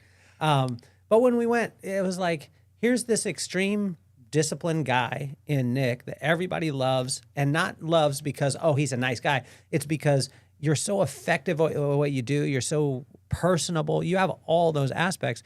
But also, I was on the golf course with you, and you're laughing, having a good time. You're free in that realm. But I think a lot of people forget the freedom, and they just stick in the discipline. And then a lot of times people don't want to be around that person. Yeah, and they get burnt out personally. So I relate it to what hat I'm wearing, right? And I kind of learned this when I started teaching first. So I started teaching with Davis Defense Group, and I was teaching sergeant school after hours. So they were like, look, get it, you're active duty with this rank. When you step in that classroom, that is not who you are. You need to change your hat. You are Mr. now because you are being paid by someone besides the Marine Corps to do a job. I was like, okay. Well, that's weird. Like, I'm a Marine. This is just what it is, right? And then I started doing it and interacting with the guys, the sergeants that were coming to me, and having to remind them, like, no, yes, I have a rank. I appreciate you being respectful of that. But, like, I'm here as Nick to teach you this curriculum and to help you over the next 15 weeks. And it helped me start learning about changing my hat. So you wear the hat that you need to at the time. When I'm in the office, I've got my rank and my title. When I'm at home, I'm father and husband. When I'm out on the golf course, that's the hat that I'm wearing. And you're almost creating these different personas for yourself that at first feels a little fake until you start to get comfortable and authentic in them. And you're like, nope, these are just different angles of me and who I get to present, which facet of myself I get to present at different times. So that's how I've done it. I don't know if that's what works for everybody or if that will relate to everybody, but that's how I've done it. Is when I'm the Marine and I've got my Marine hat on, it is very disciplined. It's very structured and rigid. When I'm on the golf course, we're golfing and we're here to have a good time and like just crack jokes and amp each other up and have a great time with it, because golf doesn't need to be go sweep the floor because I told you to sweep the floor. Golf is, that was an awesome shot, man. Well done. And if you can't figure that out, then like you kind of need to take that look in the mirror and like have that conversation with yourself real quick of like, is this who I want to be forever? Is there any movies that you see that depict truly what you go through and what Marines go through? Because if you are that profession, okay, let's start with if you're not that profession and you see a movie, you're like, oh my gosh, that's the way it is. But if you are that profession and you see the movie, most of the time you're like, that is absolute crap. That is not, like, my brother's an attorney, and I tell, like, have you ever seen Suits? Yeah. Okay. Great show. Oh, Great show. Great entertainment value. of phenomenal entertainment value. My brother is so pissed off at that because my brother's an attorney. You met Rob. Yeah. Like, and he's a high level attorney, one of the top in Las Vegas, personal injury. And I mean, he's the best. He's the GOAT. But he called me because I told him about Suits, and he called me. He was like fuming, angry. Yeah. He's like, "Are you kidding me? That ain't gonna happen. If that guy did this, he would lose his license. This, and I was like, I didn't see it like that. Yeah. Is there any either show or movie that depicts it in the right way? And tell me the one that makes you want to smash the TV. Ooh, okay. So Generation Kill. Generation Kill? Yeah. Is it a series? It's a series Okay. on HBO, I think. Got it. It follows Recon Battalion into the invasion of Iraq. And it's got, I forget the reporter that they were, it's based on a true story. So it was a Rolling Stones reporter that got embedded with them, and that's kind of like how the story came out. And it's got just some of the most realistic depictions of what it's like. Is it documentary or is it actors depicting? It's actors depicting it. So, but it's close. But it's close. Down to, so they've got this sergeant major, and he is constantly coming through and like, police, a famous quote is, police that mustache, because the guy's mustache is out of rags. And at the end of it, you see the sergeant major with the platoon sergeant, the gunny, and the guys are all celebrating like the invasion's done. We've taken Baghdad, and so everybody's celebrating. They got some. I'm pretty sure they got some alcohol and contraband style, and they're having a good time. And the sergeant major and the gunny are standing off to the side, and the sergeant major's like, "Let them have tonight. I'll zip them up with a mustache regulation tomorrow." And you're like, "Oh, that's not who he was. He was playing a part throughout this invasion and through all these things to keep them focused." And you're like, okay, like that. And you just kind of see it, especially as you go throughout your career and you experience different things. You start to relate with like those different parts of it. But it's pretty on point from what I've seen of the Marine Corps. There's going to be, you're fixing a truck that's broken and somebody's yelling at you about your mustache. And you're like, is this really what's important right now? And like, well, yeah, it is. Because it's the rules, you got to follow them. But also knowing when it's time to kind of like throttle off and like just let it go. So I enjoy Generation Kill. What's the ones that make you your skin curl when you see it? Recently, it's been the Lioness show. I love that show. I love it too. It's a great entertainment value show. Okay, entertainment. But it's garbage. So you can say it. You're allowed to. You're such a nice guy, Nick, and you're trying to stay positive right now. Yeah. But that one makes you want to punch a TV. So I don't remember her name, but the female Marine who becomes an operative in Lioness. The lady. Yeah. The head that's lady. That's not a thing. Yeah. Is it Zoe? I can't remember her name. She's on the T-Mobile commercials. Zoe Saldana was already in the CIA. Okay. She becomes a handler for the Marine. Oh, that one girl who's kind of like a wild card. Mm-hmm. Okay. Keep going. That career path that she followed is not a thing. Like that we don't do that.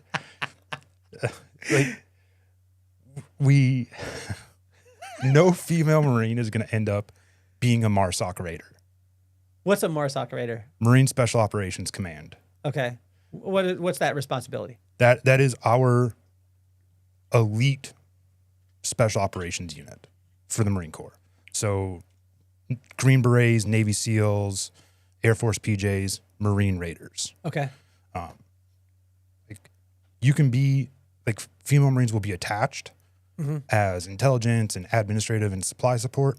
They will not be a Raider like she was. Like, why would that not be?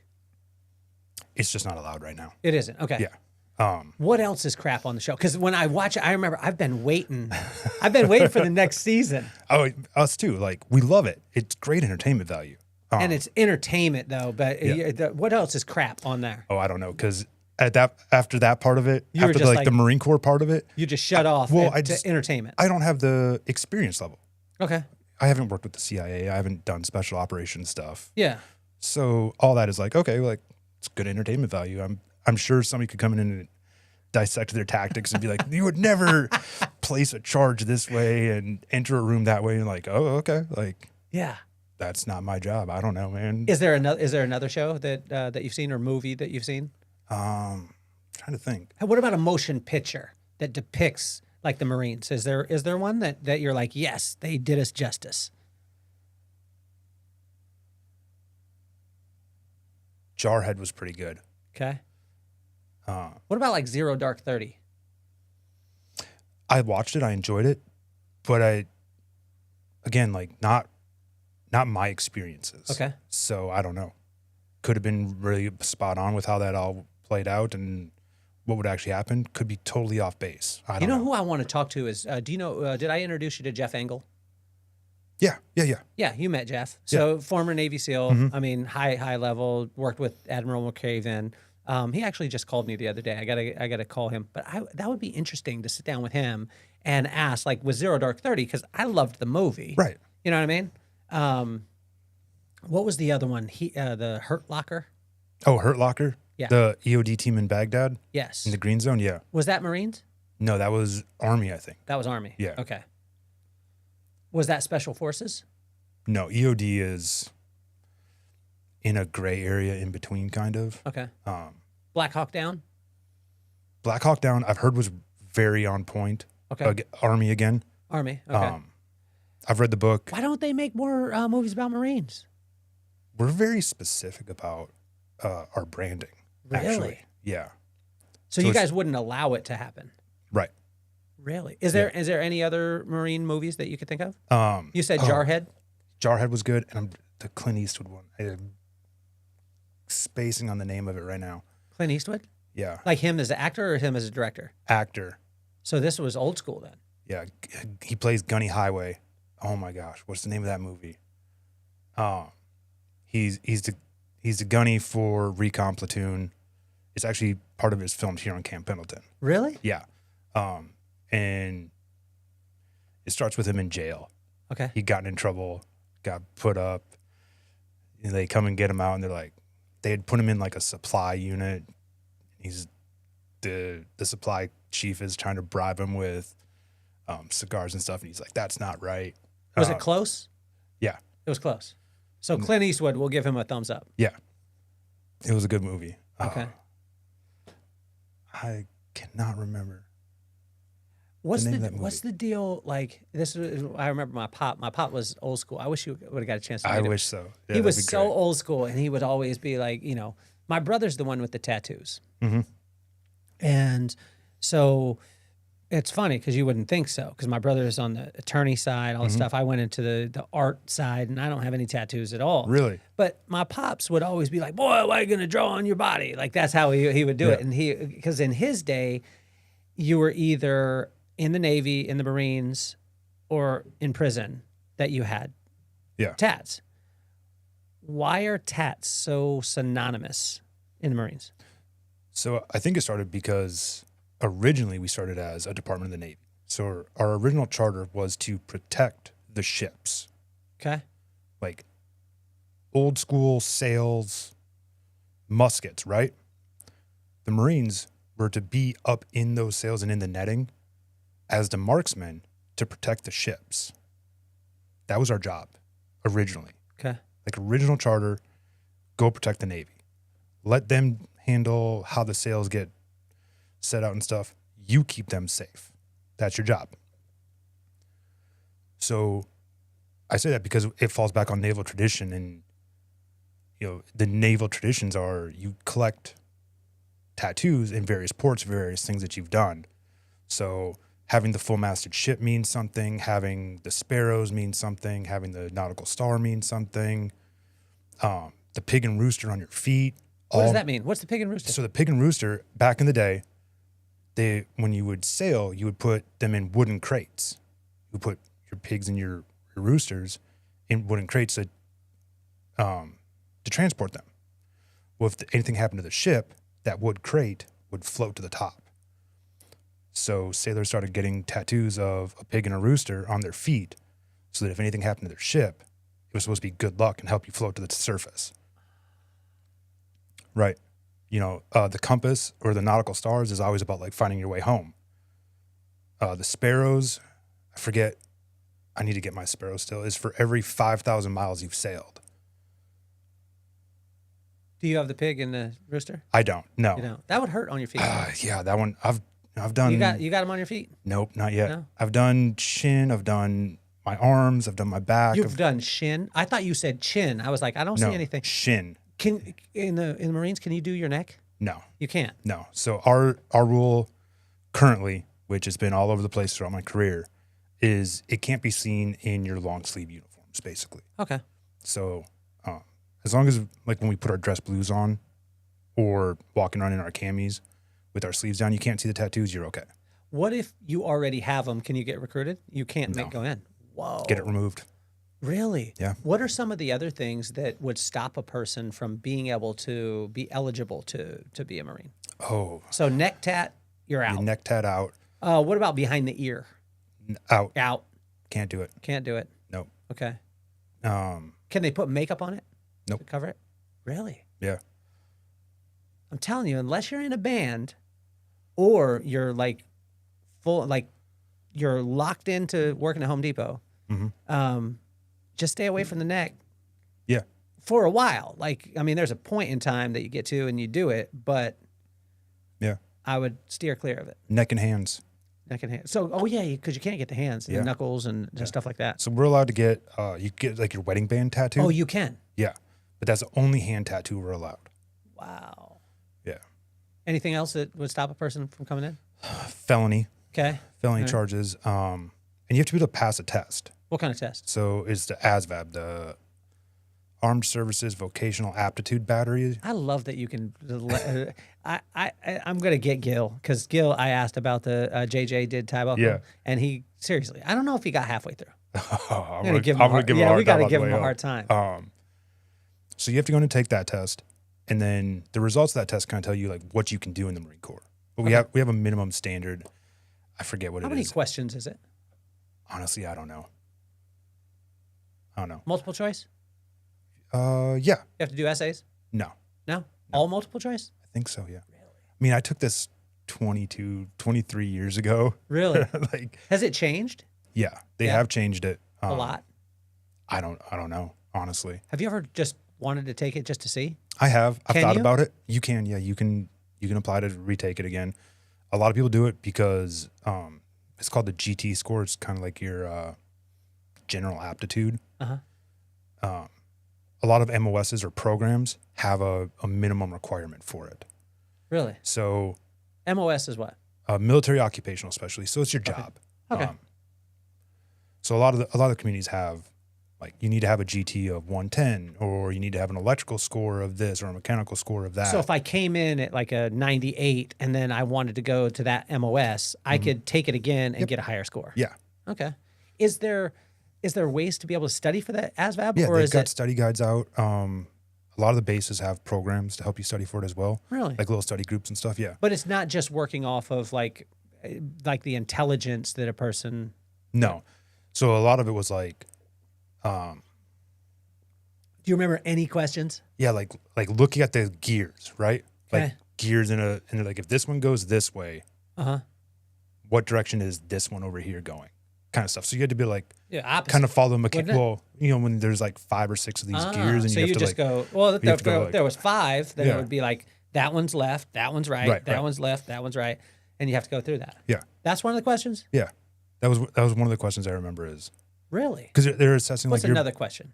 That's a pretty. I mean, Nick, we could get through that one. yeah. You know what I'm saying? I'm getting 100% on that one. There were some math questions. I don't remember what they were. There were some questions about, because there's an electrical component to it. So voltage, and there was some stuff about that. And like, can you like interpret this diagram, like a schematic, to see if you can be placed in one of those MOSs. There was some reading comprehension stuff in there. I don't like read this paragraph and like, did Sally talk to Jack? Yeah. Kind of questions. I want to go back to something that you said. You said 22 on average, 22 take their life. Yeah. Is this active or after? That's veterans. That's veterans. So Yeah. after duty. Yeah. The PTSD thing.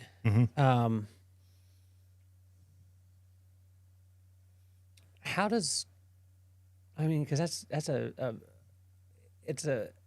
something that we talk about more now, but I don't think we talk about it enough. Right. Because you guys are especially in the Marines, you guys are the most manly men, like, and when I say manly men, I mean, even when I take the women who have been Marines, I mean, you still, let me relate it to this. I had a friend that's in the the prison system, and I said, "What can I give you?" The number one thing, she said, "I just want to be real with you. The one thing that you could give to me today, that would make it valuable for me to be in this class is I would like to feel again." Mm-hmm. It hit me really hard because those guys and women are dealing with PTSD, and sometimes they don't even realize it. Mm-hmm. How can you start to get that number to be lower? I don't know if it's the answer. The approach we've taken is lead from the top. So identify that you're not perfect and start seeking help for it. And then be honest with your Marines about it, right? So I have mental health appointments. My boss has them. And we don't hide it from the Marines. We let them know, like, hey, today I'm taking off. At this time, I've got a mental health appointment. I'm going to talk about stuff. And even then, I'll pull in, depending on the conversation, sometimes like, oh, yeah, like, I was talking to my therapist about this. This was kind of his spin on it. So just making it more familiar and commonplace so that they know that it's okay to go, like, you can go talk to people about help. You can talk to people about things that aren't going well in your life. And there's people out there whose whole job it is to help you work through that. And it's not weak to go find that help. It's actually a sign of strength and being the ultimate manly man that goes and like looks at this and seeks help, and it isn't just bottling it all up and keeping it inside and then having like extreme outbursts about stuff because they're not dealing with anything. I think one of the biggest things, and I'm no expert on it at all, but in just having the conversation, having the podcast. So, I mean, you're episode 814. Wow. So I've had a lot of conversations. That's right? a lot. Yeah, we've That's had a few conversations around here. And it's amazing because there's a lot of times, and I'm not just even talking about the military side of it, but where a person will glaze over something. They'll be like, oh yeah, my dad said this to me as a kid, didn't really bother me. And then they go on, and through the conversation, I'm looking at it, I'm like, no, that thing affected you. But they're like, no, it was no big deal. I just kind of threw it on. My dad always called me a piece of S, and that really motivated me, and I just moved past this. And I'm like, but then I'm watching the conversation, and I'm watching the little things that happen in the conversation, and then they're telling me about scenarios in their life, and I'm like, dude, that leads right back to that. Yeah. What are some of the things? Because we have the big ones, right? So I go to Iraq. Mm-hmm. My friend doesn't come home. Yeah. I see it with my eyes, a detonation. I see somebody get shot. I see that. Those are big things that I say, okay, cool, yeah, PTSD. What are some of the things that people don't realize that are happening that are causing it? So here's a great example. We're not allowed to walk on the grass. It's like a long running joke. Like you're supposed to use a sidewalk. Sergeants major are like, oh, get off my grass. Like there's a ton of memes and comics about this, right? But it's real. Like, especially my very young days, you would get yelled at for walking on the grass and not using the sidewalk. Like, don't be lazy. Take the sidewalk. The sidewalk was put there for you to walk on, right? So now, 41, been in for 22 years. And at my house, we'll go on a walk around the neighborhood, and my wife will kind of cut the corner of our driveway and go up the grass, but I'll walk around and go up the driveway itself. And she makes fun of me for it. She's like, you are so conditioned and like anxious about the Marine Corps yelling at you that you won't walk on your own grass. And you're like, yeah, like absolutely. So just something as little as that, right, that we don't think about, can build up over the years. You know, you see the guys. I had a lot of friends that did drill instructor duty in the 2010 time frame, and they would come back and they were like, they didn't trust anybody. And I finally sat down and talked with some of them, and I was like, what's up, man? Like, he was like, look, when you have 50 people that you're competing against for evaluation, and they all have the same exact job as you, how do you stand out? And I was like, well, you work harder. He's like, that's what I did. But that's not what everybody did. A lot of them started to backstab you because their only way to success was to make you look worse. He's like, so yeah, like I don't trust people to not have it out for me. And you're like, and that's 3 years of their life, you know? Mm-hmm. Over a 20-year, 30-year career, that's 10% of your career. But it had long-term ramifications for them where they're like, I don't tell people about what's going on in my personal life. I don't share what's going on at home because I don't trust them. You're like, that's a problem. Like that's something you need to go talk to people about, right? So just those little things that you don't even think about, that are going to add up over time. I call it cumulative stress factors. So the scenarios that you were playing out, you know, watching somebody die downrange, that's a single factor that's going to be huge. But the cumulative factors, you know, did you get in trouble every day at work and get yelled at? Then when you have something going on with your wife and she's sick and your kid's not doing well in school, and now you start to get these cumulative stress factors and they start to pile and impact each other to where you're getting in trouble, it causes a lot of problems. And so I think for now, we're looking at, it's more cumulative stuff. There's a lot of little micro tremors that are adding up for people. How do you have time for all of it? Because, you know, if you go back, you scrub back. I've said rewind before, but people ain't rewinding today. They're scrubbing back. But if you scrub back or you just been sitting with us, you talked about, I mean, obviously you're with your Marines, you know, 50, 60 hours a week. You got your kids and your family 16 hours a week. You had done online school. Mm-hmm. You actually teach for American Military University. Yeah. You're the president of the SVA, mm-hmm. or president of the chapter for SVA. How do you find time? I've been super lucky at this command. Okay. I'm able to do some of the volunteer stuff and coordinate it around my work schedule. Mm-hmm. So that's been huge in being able to do this. My wife is very supportive, and knowing that we're in a sprint, not a marathon at the moment, of doing some things, knowing that they have an end date, and that it's going to be hard for a little while, with payoff at the end. What are you guys sprinting in right now? We're sprinting to retirement, so making sure that I've got the resume and the credentials and the education needed to retire and move on. What do you want to do when you retire? I think I want to teach. I'm really enjoying teaching. Really? Yeah. What type of teaching? I want to teach college students. I want to teach adult learners that are here that are making the choice to come. Okay. Right. Do you think that'll be with American Military University? I certainly hope so. I certainly hope so, yeah. I mean, that would be a no-brainer for them.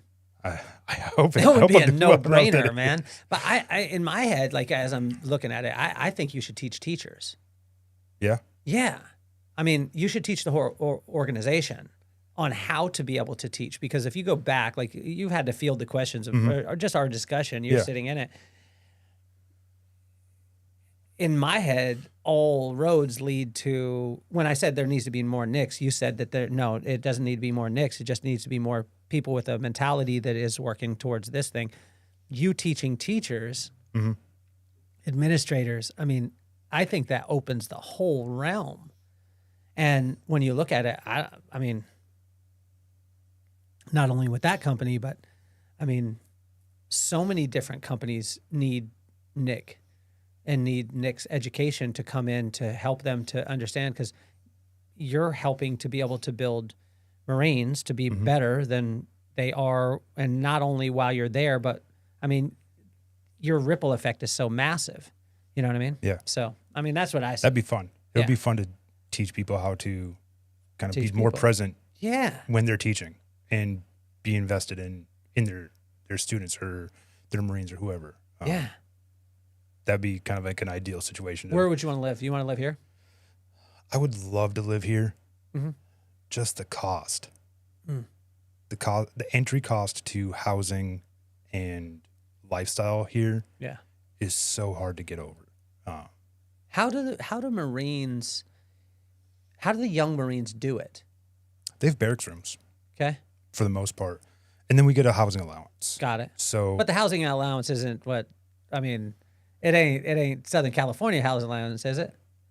Or is it? it's rank dependent. Okay. So it goes up every time you get promoted. Got it. So we need to factor that in. Okay. But for the young Marines, they can get a pretty decent apartment. Okay. All right. Realistically, like, But I would stay in the barracks, wouldn't you? so If you were single. yeah, if you're single, you're in the barracks. That's just That's just smart. well, that's just not an option. Oh, it's not an option. This, like, we're not having a conversation there. Like, you're single, you're going into the barracks. Okay, so you can't get an apartment if you're single. No. No. Not, You can pay out of your own paycheck for it, but you're not going to get a housing allowance for it. oh, you have to have a wife to Yeah. get an apartment. Yeah, so the Got it. housing Is that allowance. the reason why so many of them wife up like that Yes. fast? Yes. They want to Really? get out of the barracks. Yeah. That's wild, because I remember having our company and a little girl, we employed, 19 to 24-year-olds a lot of times. And I didn't realize being as close to a military base, man, because I used to say that if you want to be successful in the professional beauty industry, there was 4 things you need to stay away from. That's it. It's the blueprint. It's very simple. Boys, boys, boys, and boys. That's it. But I didn't realize when you have a location, which when we open in Carlsbad and you have Oceanside, which you have Camp Pendleton, and it's that close. And a lot of times when you're a young person, you're not, Carlsbad's not the place to go clubbing. Encinitas, sometimes, but you're not, if you're Yeah. young, you ain't going there. So you're going to Oceanside. Yep. And when you go to Oceanside and you're out, There's nothing but Marines. you're going to meet a Marine. And when you meet It's a Marine, inevitable. within, I'm talking fast track, Oh, yeah. like trying to wife them up right away. Is that all to do with? It's not all to do with, but it's a big part of it. What would you say percentage-wise? There's probably like a 50% factor there. 50%? Yeah. Or would you say over 50%? I'd say 50 because the other part is going to be a culmination of everything else, right? The young Marines, they're speeding bullets, they're bulletproof, they're invincible. They're living life at that level. So everything is happening fast for them, right? Yeah. And then you factor in, doing some quick math, probably about the time that you were talking about this person, we were in the wars. So you had deployments and op tempos and all those things that were going into consideration. So, you meet this girl, you're vibing, everything's going well. You find out you're deploying, you want to get married before you go. And that cranks up that timeline. The Marine Corps has created it also where, in addition to moving out of the barracks, there's a benefit to getting married. Because if I'm dating a girl here in Oceanside and I get orders to North Carolina, the Marine Corps doesn't care about my girlfriend. They won't move my girlfriend. They'll move my wife.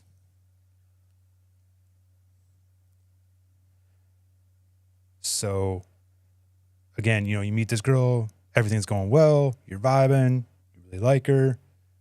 Hey, you're moving. You're going to Japan. Do we long distance for 3 years? Do we break it off? Or do we get married? Those are the three options. What's the divorce rate? Is the divorce rate Oh. super high, or is it? It's pretty high. I don't know the actual number on it. Okay.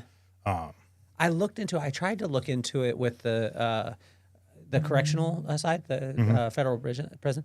They said they didn't have an exact number, but they estimated it as high as 70%. I would believe that, yeah. Is it high in the? It is, yeah. Yeah. Most people I know have one divorce. Okay.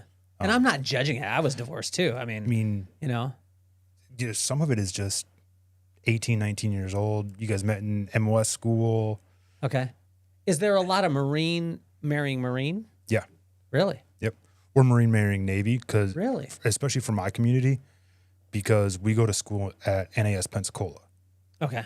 So your A school that I mentioned earlier, that's joint. That's Navy and Marine Corps going to class together, doing everything together. Okay. You're in the barracks together. There's no real. That's your population. That's your college dorm, essentially.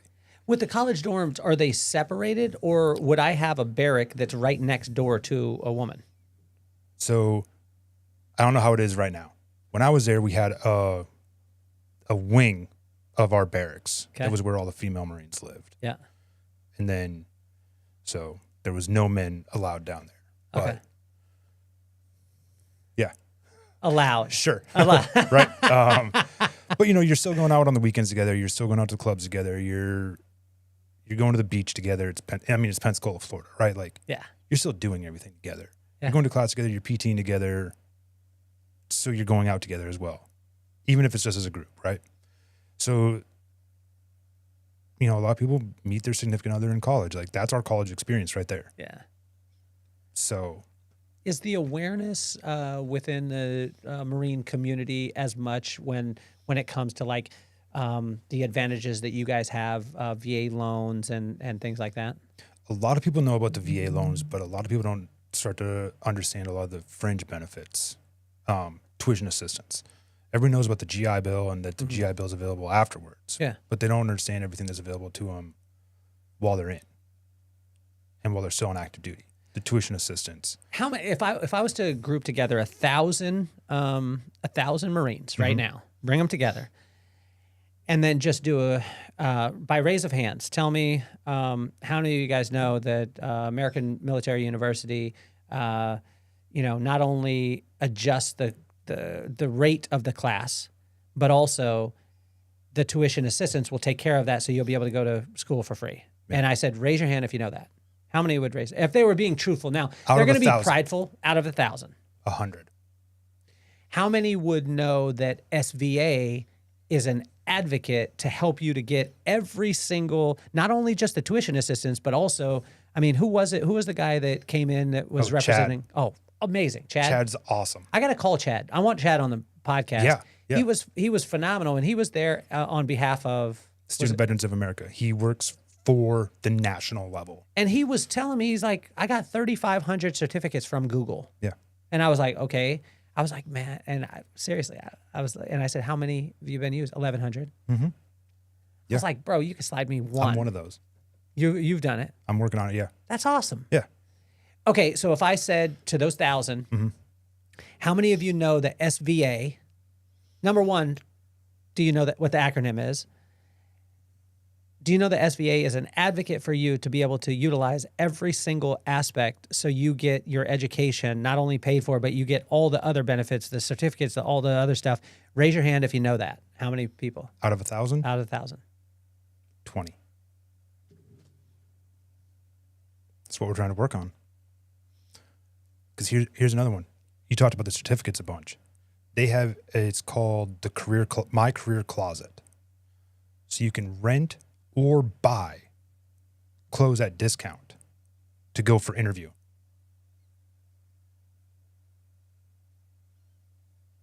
And that's provided by? That's through the SVA. And so I think when I priced it out, I could have picked up a charcoal suit with a shirt for like $250. Yeah. What are some of the other benefits the SVA has that most people don't talk about and don't know? So they've got the Leadership Institute.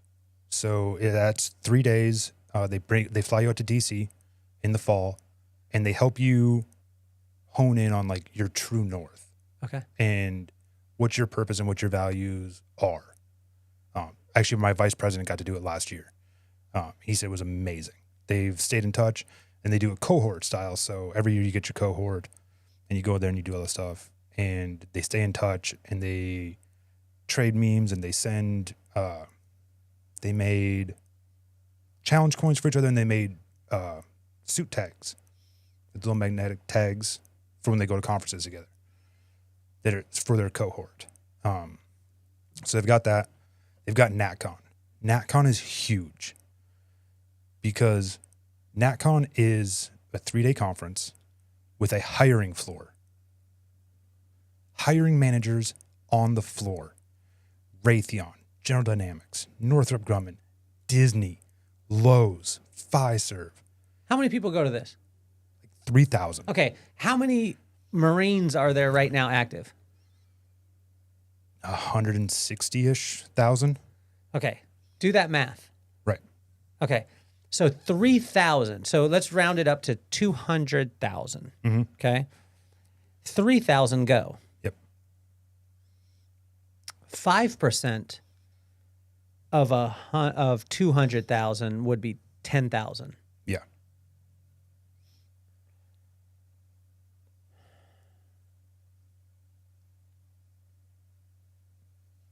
That would be 0.0 or 0.1%. 0.1%, would that be? Right around there? Right around there. Yeah. A little bit more, maybe. Yeah. Huge opportunity. How many people can go to that? Unlimited amount? I don't think they have a limit on it. But only 3,000 out of 160,000 Yeah. go. And this is all branches that show up.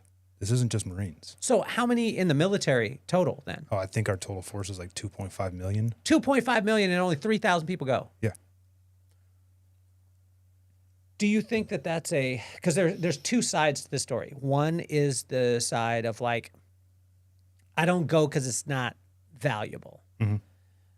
And the other side is I don't go because I don't know. And I think there's a third side. It's expensive. Okay. How much does it cost to go? Is it just your So it's is your there a ticket to registration get in? There's your registration to the actual conference. Got it. Which is, I think it's $250 for pre-registration right now. Okay. I don't remember what. Does SVA help with that? They actually do help you with letters to local agencies. Whoa, that would donate. Yeah, so like template letters for like the VFW, for the American Legion, the Marine Corps League, your employer, and stuff like that. So they give you the templated letters, and there's Got a templated letter in a PowerPoint. Okay. You just have to like literally fill in the blanks of like your name and stuff. Mm-hmm. So you've got registration, then you've got hotel fees and transport, right? Okay. Which can add up pretty quickly. Last year was at the Broadmoor in Colorado Springs, which is I love the Broadmoor. Okay. It is fantastic. Yeah. But So you're gonna have to pay for your registration fee of $250 or get it covered. Yeah. You're gonna have to pay for your hotel. Yep. You're gonna have to pay for your flight. Yep. And then you have to pay for food while you're there. Food while you're there. Is there organizations that help with the flight and the hotel and the food? Yeah, the VFW actually does a really good job with that. So they've partnered with SVA, and they've got a program where you apply for. It's changed in the last year. You apply, you get into the Leadership Institute, NatCon, and you go to Washington Week, and it's covered. So if you're my commanding officer, Mm-hmm. would that be what you call it? If you're my commanding officer, I'm a young Marine, I'm Max, Yeah. and I say, hey, I want to go to that. Am I getting the time off? If it's me, yeah, because I've seen the value of it. Okay. I've seen the breakout sessions from people that have already transitioned, from people that are still doing stuff. What if it's not you? It's a crapshoot. coin toss. Okay. It's a coin toss. So there's two sides of education that we need to have, which is one, the commanding officers need to understand the value of this. Mm-hmm. Is that by them experiencing it and going to it? I think that would be a great way to get some exposure. Just because it's hard to explain NatCon without going. Yeah. And all the breakout sessions and all the availability that's available and all the things that happen to you there. What about, are you going this year? I am. Okay. That's the plan. Yeah. You're going to, we're going to talk about some stuff too. Yeah. You're going to help a brother out. Okay. What is that? Help brother out. I can't remember. HBO. Hook a brother up? HBO. Help a brother out. Yeah. Cause that's, honestly, I want to go and I want to speak at that. Yeah. Not from just from a side of, I want the people to go back and tell the story. Mm-hmm. You know what I mean? And I think what would be good is Lauren going to that? Yeah, she should be. Okay. I think what we should look at is to create a highlight reel that will be able to tell the story in 2 minutes or a minute and a half. Mm-hmm. Does that make sense? Yeah. You know? Because I think that part is a big one, because until you experience it. So there's two sides of education of it. One, we need to educate the commanding officers. So then that way, when one of their troops comes and says, "Hey, I want to do this," they're like, "Yes, I need you to go." Mm-hmm. Right? Yeah. And then the flip side of it is to educate the kids that would be going, right? Yeah. To be able to have those things. Yeah. And I mean, it's great because the breakout sessions are all kinds of stuff. Everything from how to do a career pivot as you leave the service to EY hosts a panel every year, Yeah. Ernst & Young Consulting, like that talks about, like, they're looking to bring in us, you know? Yeah. And specifically, they're not looking for me. They're looking for my guys Yeah. and to bring them over. Do we have a goal of how many people we would want to go from Pendleton this year? From Pendleton Yeah. and the surrounding areas? So your chapter is your SVA chapter is how many? What basis? Our SVA chapter covers the globe. Really? Yeah. Germany, Okinawa, Tokyo, Singapore. So is Lauren? I mean, with Lauren, is she traveling to all those areas? No, Lauren, her region is this down in the southeast. Okay. I don't know exactly. What is your region as far as, because being the president of that chapter, but you're the president over all of SVA? Mm-hmm. For our university. Really? Yeah, and that's why we're so spread out, is because we're an online university that serves the military. Yeah. So our students are everywhere. Everywhere there's a service member, we can have a student. Wow. So our chapter can include all those people as well. What is your responsibilities as president, like on a weekly or, because I mean, you got 50, 60 hours with your, on your normal. I wouldn't call it 9 to 5 because Right. you ain't 9 to 5, bro. A lot of it is texting back and forth with my vice president, Tommy, and our advisor, Lauren. And then just setting up events, coordinating different things, and doing that. That's the normal stuff. We hold a monthly meeting with our board members just to see kind of like who needs help, what can we do to assist them. I've been blessed. Tommy is a fantastic vice president. He handles all the minutia for me. So we have to report chapter points. So when we do a social, we get points. When we do a meeting, we get points. When we make a Facebook post, we get points. He takes care of all that for me. Okay. And the way that we kind of divvied that up was, he was like, I want to take care of this stuff, and I want you to go be the face. Yeah. I want you to be the guy that's coming up with good ideas and figuring out how to make them work and interfacing and being kind of forward facing. Yeah. And he's like, and I'll take care of all the stuff behind the scenes for you so that the chapter runs smoothly and we can just divide our work that way. Yeah. And I was like, okay, fantastic. I love that. So that's what I've done. How can I serve, because you've always been so gracious with me, and when you and Lauren emailed, again, I didn't stiff arm. Yeah. Saying, let me think about it. I was saying, let me just think about it because I want to make sure that I'm contributing. Yeah. What can I do to contribute at a higher level to be able to create the type of awareness? What you're doing, let people know. Let people know that it exists. Because everybody that you talk to about it becomes somebody that's going to go talk to somebody else about it. So I just did my resilience building leadership professional trainer certificate. And one of the things that they said is just that. He was like, you're going to talk to people about this training. He's like, and not all of them are going to sign up for it. Not all of them are going to pursue it. But some of them will, because you're going to talk about it. And that's how you get more people to know about it. You create exposure and awareness and brand awareness. It's actually what I'm learning in the certificate I'm doing through SVA. It's e-commerce and marketing, digital marketing. Brand awareness. Like, you have to create brand awareness by talking about your brand and what's going on. So one of the lessons was like, back in the day, the marketing rule was the rule of 7. People had to be exposed to a brand 7 times to start to be familiar with it. But now with social media, they're saying that's exponentially more. It's in like the 20s and 30s now. So the more times we say SVA has certificates, SVA has NatCon, SVA is advocating for you, the more people learn about it and know about it and start to look into it and become familiar with it and can be involved in it then. And SVA can take and give you the options, I mean, and help you to understand the value of American Military University. Although you were saying that sometimes with your troops, you're showing them other options too. Oh, yeah. Yeah. I always tell them, I'm super honest. When they come in the office and they're like, hey, I'm interested in college. I'm like, okay, I am biased and I will explain my bias to you. What do you want to learn? That's always the first step. Like, what do you want to learn? So then at this point, I'm familiar enough with several of the universities. I'll pull up all their websites, show them the degree paths, and then I'll be like, okay, here's why I'm biased.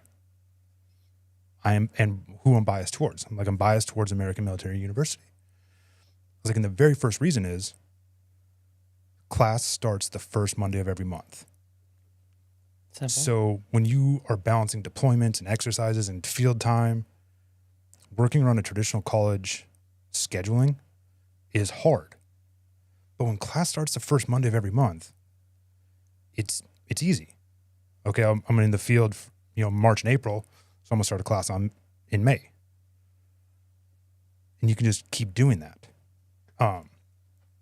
The next reason that I'm biased is the graduate level tuition rate. Like, that's fantastic. Being able to get your graduate level education at tuition assistance rates is huge. And so I explained to them how you can work from an associate's through a bachelor's, through a master's, and get a certificate, all at tuition assistance. The Marine Corps is going to pay for all of that. Can you get a doctorate? No. Well, you can get a doctorate from AMU. The Marine Corps won't pay for it, though. Are we, with SVA, are we working on that? Yes. That's actually what I brought up to them is like, why can't I pursue a doctorate while I'm in service? Yeah.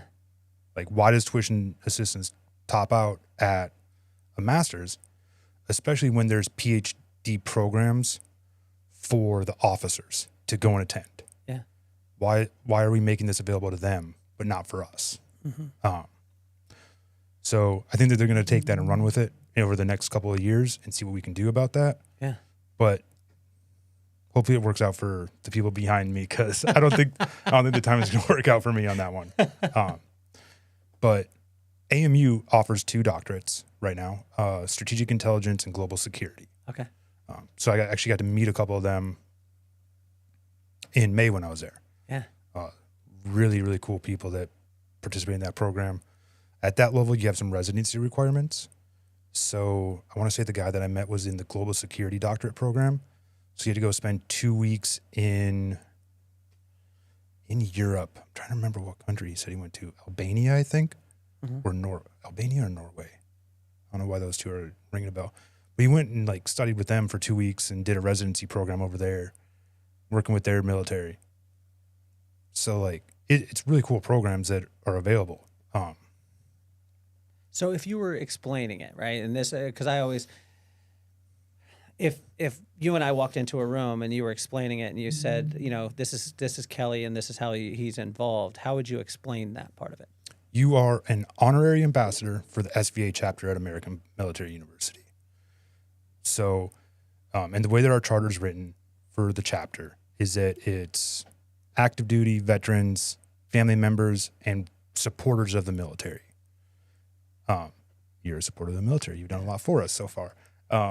You're doing great things for us, which makes you the supporter of the military, makes you a member of the chapter. And that's how we did it. It's a huge honor, man. Like I remember where I was in the back room, and when I got the email, and again, I wanted to understand, and I want to, as we go along, I just want to make sure that I'm contributing at the highest level. Like, there's obviously the things that you're supposed to do, but I want to find out the things that I can do that go over and above, and how we can create the awareness part of it, because this stuff blows my mind. Yeah. I mean, I didn't know it was available until you and I talked. It's just like when you were talking about the blueprint, right? Mm-hmm. So I just became the spokesman for Panther Diamonds. I don't know if you know that, but congratulations. Well, Panther Diamonds, and I think it's more of a congratulations to Panther Diamonds, because it was built by a former Marine. Okay. Because he watched surprised. so many Marines, right? He watched so many people, and he built this company, and he actually doesn't. He's successful enough where he doesn't need the revenue. Mm-hmm. So he built this company because he watched so many Marines do what we were talking about, go and buy an engagement ring, get themselves into debt. Mm-hmm. They get themselves into debt, and then a lot of times the marriage doesn't work out, whatever it is, and they're paying on this ring and get themselves into debt, and they, so he created an avenue for active duty and veterans to be able to purchase diamonds at a rate that was unbelievable. Mm-hmm. Now, it's not only to veterans, but we emphasize that, and they get special rates within it. But to put it in perspective, I had a friend that was going to get married, and he told me his budget. Mm-hmm. With his budget, he was going to be able to buy a 1.1 carat diamond. Okay. It's great for his lady, whatever it is. We put it in exactly what he wanted. Mm-hmm. So I sent it over to Panther Diamonds. So I got them in touch. I took his budget and cut it by 40%. Holy cow. That's amazing. Okay. So I said, I'm not going to tell you the budget, but yeah. Okay. So I take it and I cut it by 45%. Mm-hmm. And say, okay, this is our budget. Submit it to Panther Diamonds. Yeah. With his full budget, he was going to get 1.1. Uh-huh. With 55% of his budget. Yeah. He got over 3 carats. Oh my gosh. No way. So what I was saying to the kid is take the other 45% and put it away and save it. Mm-hmm. Because he had already allotted that money. Or maybe you put that towards your honeymoon. Mm-hmm. Or you just put it away. Because there's so many times where, we've been taught, 2 months of salary has to go towards, but in today's world, people are overextending themselves. Mm-hmm. And so with Panther Diamonds, what I loved about it was creating an avenue, exactly what we were talking about before, where a lot of times snap decisions are made. We're not saying that you should make those, but also financial decisions that have ramifications for the long haul. Yeah. And now, literally, like, when I was talking to you guys, this has happened since we went golfing, but I was telling you guys even before I knew of that company, and it's like when you're ready for an anniversary, you're ready for a gift, you're ready for any of those things. Now we have an avenue for active duty and veterans to make sure that they're, number one, they're taken care of, but number two, their ladies are taken care of at the highest level. Yeah, which is wild. Because just thinking back about it, when I bought the ring for my wife, I did the nice diamond, the whole thing through K Jewelers, but she ended up not wearing it because she was working in a research lab. So I spent all that money on a ring that didn't get worn for at least a year. Wow. Because it was cutting open the gloves. Yeah. So saving a little bit of money there would have been huge. Oh, it's massive. And what I found, the process was so simple. So with my buddy, we were golfing, and he was like, I said, when are you going to propose? 3 weeks from then. I said, okay, well, stop what you're doing. Seriously. send me a couple pictures, 3 pictures of it. We sent off the 3 pictures. The CAD drawing was done. The diamond was sourced. And if I showed you, I'll show you when we're done. Yeah. I'll show you the diamond that he got. Okay. I'm interested. I want to see this thing. I mean, From the numbers you just threw out, I want to see this thing. and he lived, I said, your lady's going to poop her pants. Yeah. Poop her pants. Yeah. But you're not going to walk away with and the cool A thing. lifetime of debt. Yeah. And which is so major. And so what started off in this, hey, we want to make sure that veterans are taken care of. Obviously the general public can. The veterans are going to get they get some love. They get some extra love. You know what I'm saying? But now all my buddies, like every one of my buddies, anyone who I come in contact with that has a woman in their life, and because that's going to be a conversation. The diamonds are going to be a conversation at some point. Now every one of them. That's awesome. It's That's unbelievable. great. So that's been cool because I only agreed to be the spokesperson because of the purpose part of it, but also, my love and affinity for not only active duty and veterans, but because I grew up in it. Yeah. I grew up on a military base. I grew up around the guys. And then I've seen all the unfair advantages, although I don't get the unfair advantage of, having the tuition or the VA loan. Yeah. You know what I mean? I think we should work on that legislation. Okay. We'll let them know. We'll know what I get mean? Chad over here and we'll let them know about that. We should add honorary ambassador to that part of it, which would be great. That'd be awesome. Yeah. I mean, yeah, there's a lot of, the home loan without needing a down payment and some protections on your loan. Like, those are huge, huge things. Massive.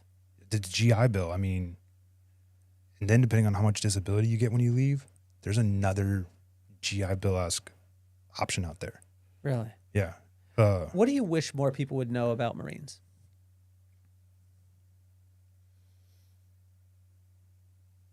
What do I wish more people would know about Marines?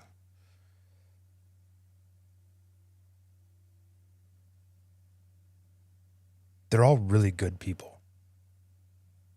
They're all really good people.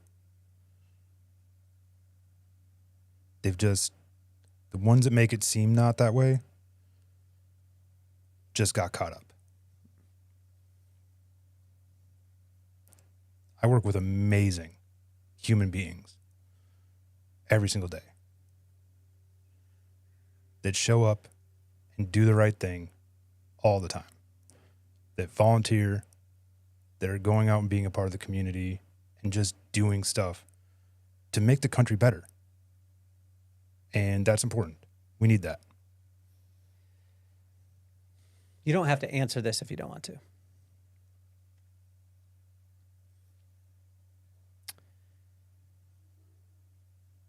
But when you see, like, I was always taught to respect the position, not the person, the position. Yeah. And I was just talking about this when we were at the Seagoville and the executive side, and I was working with the staff there on leadership and motivation. And I said, you got to be really conscious of always respecting the position and being able to separate the person who's in the position from the actual position. Mm-hmm. Does this make sense? Yeah.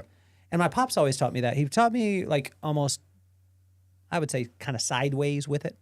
When I say sideways, it wasn't direct. It wasn't like, you need to respect the position. But he taught me because if I disrespect a person that happens to be in a position, right? So they're in the position, the person's an idiot. Mm-hmm. And I disrespect that person while they're in the position, I don't realize the collateral damage that's happening to the actual position. Mm-hmm. So now when that person's gone, the PTSD, like we talked about, is still there when a new person takes it. Yep. And I've seen this in organizations. I've seen a CEO just be an idiot. Mm-hmm. Like just not be nice to people, whatever it is. And then the people, when the new CEO comes in, they're almost, the whole culture is still like at a distance from the CEO itself. Yep. We're in different times, Mm-hmm. right? And you have how does it feel being a Marine, serving, doing the things, and having people speak out against our country itself? I understand if you don't like a person or whatever it is, but there's a lot of times where people are speaking out about the country itself, and your whole life is serving that. Yeah. So that's why I serve. So that you have the right to do that. That's the easiest way to put it, right? Yeah. First Amendment, freedom of speech. Like, go, say. That's why we're here. That's why I put the uniform on. It's to protect those rights for everybody in the country. What's the best way that we as people who haven't served can serve you? Be respectful of each other. How We're so? all human beings. At our foundational level, we're all human beings. And we're all deserving of basic decency and respect as a human being. And if you do that, right? If you do that, we stop so much drama. If I don't look at you as anything other than a human being first and anything else afterwards, and I treat you with basic respect and decency as a human being, all the drama's gone. There's no more drama because we're just treating everybody with decency and respect. And that's all that it takes. I wish people got to see the little things with you. I get to sit across from you. They get to hear you. They get to see you today. And Meg, we wore the polo. Yeah. You know what I'm saying? Meg is we awesome. got it. I We love love Meg. us some Meg. And thank you, Meg, by the way. She said she is just, she's on it. I mean, she is, dots the I's, crosses the T's. She's in there. And I just want to thank you, Meg. People get to see you today and they get to hear you today. And they're, super inspiring, everything like that. I wish they got to see what I see. What's that? That the theories that you talk about or the things that you're talking about are not just theories to you, that you actually live them on a day to day. Like in just the littlest, tiniest things, making sure that you're serving people. I remember when we were there at the golf tournament, making sure that everyone else had food before you had food. Yeah. Just little stuff. When we were at the Chamber of Commerce. And I'm probably 15 minutes from going on the stage. And their technology, Wasn't working. yes. The vibe was off. And you just stepped in and were like, I got this. Boom, boom, boom, boom. You did a couple things. Bang. Presentation is there. If presentation is there, like as far as the pictures, I'm not a guy who has to do a keynote because I have a bunch of slides, but you saw with that presentation, the graphics help. They did. But that's the Nick that I know. That's not Master Sergeant Nick, who's president of the SVA and all this stuff. Like that's just Nick, my buddy, who's like, I got you, don't worry. Yeah. Getting to experience that is pretty damn cool. Good. I enjoy it. I like helping people. It's fun, and it's how I was raised. My grandfather would go help the neighbor with his lawn when he was out of town, or, when my grandfather had to deploy to Germany, and it was over the holidays, right? So they lived in a mobile home up in northern Minnesota. So real bad snowstorm came through, and the snow stacked up. My grandma called the base to his shop and was like, hey, there's a bunch of snow, like we're starting to have problems with it. They were like, okay.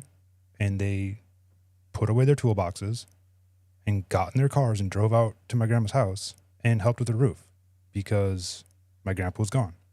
So you took care of each other. Helping out is what makes humans so cool. Like we help each other. Yeah.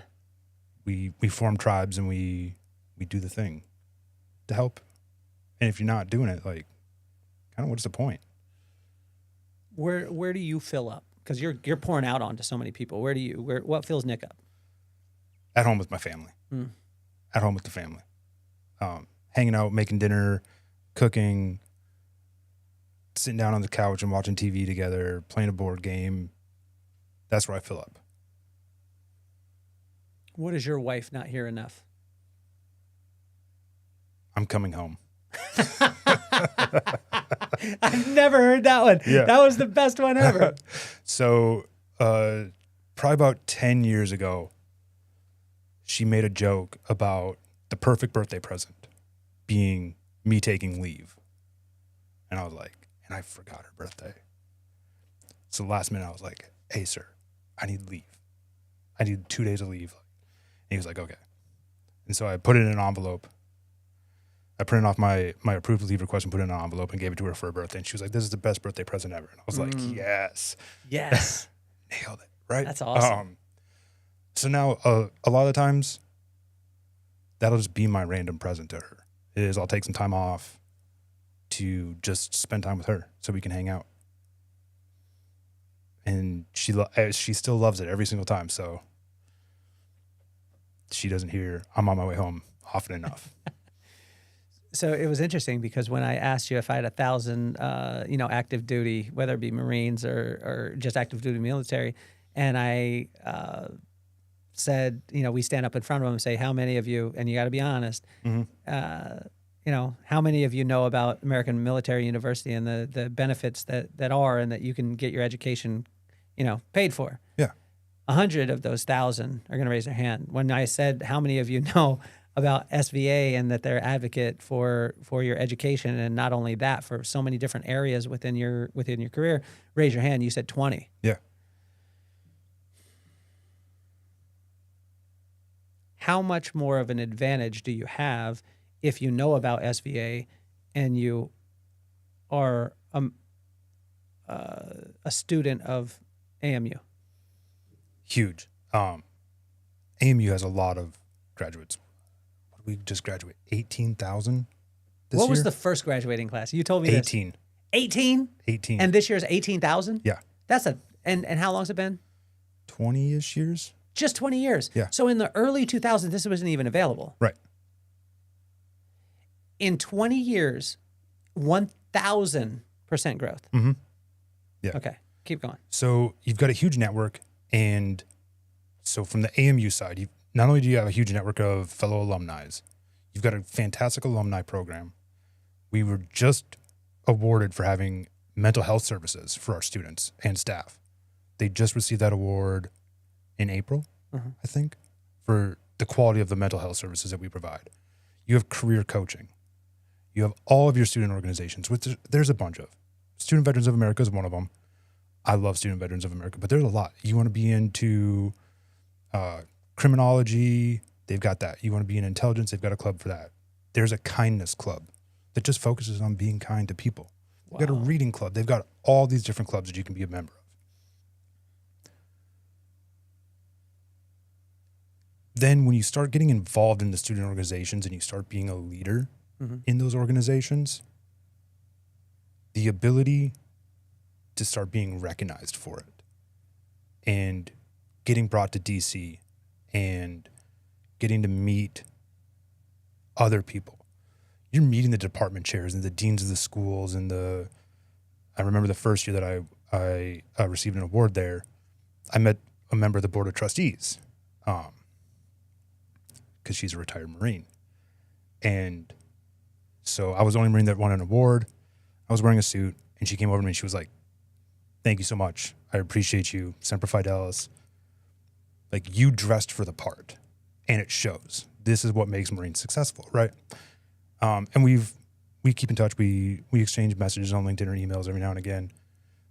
But that's now somebody that I know and have a relationship and talk to about stuff that can mentor me, right? And then for SVA, NatCon, the Leadership Institute, going to Washington Week and actually seeing how our government works. So in March, they do Washington Week, and they bring students and members of the organization to Washington, along with the American Legion, the VFW. They all these organizations coordinate this trip, right? So they're all there at the same time to testify, to advocate. You get a social dinner with the staff from Congress is built into this program, right? So then you've got the career closet, career couch, career coaching services, the certificates, all these little things.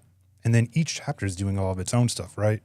So we're leaning into the leadership development series and the socials and trying to bring, because that's our biggest gap, is our online presence. So we never meet each other face to face.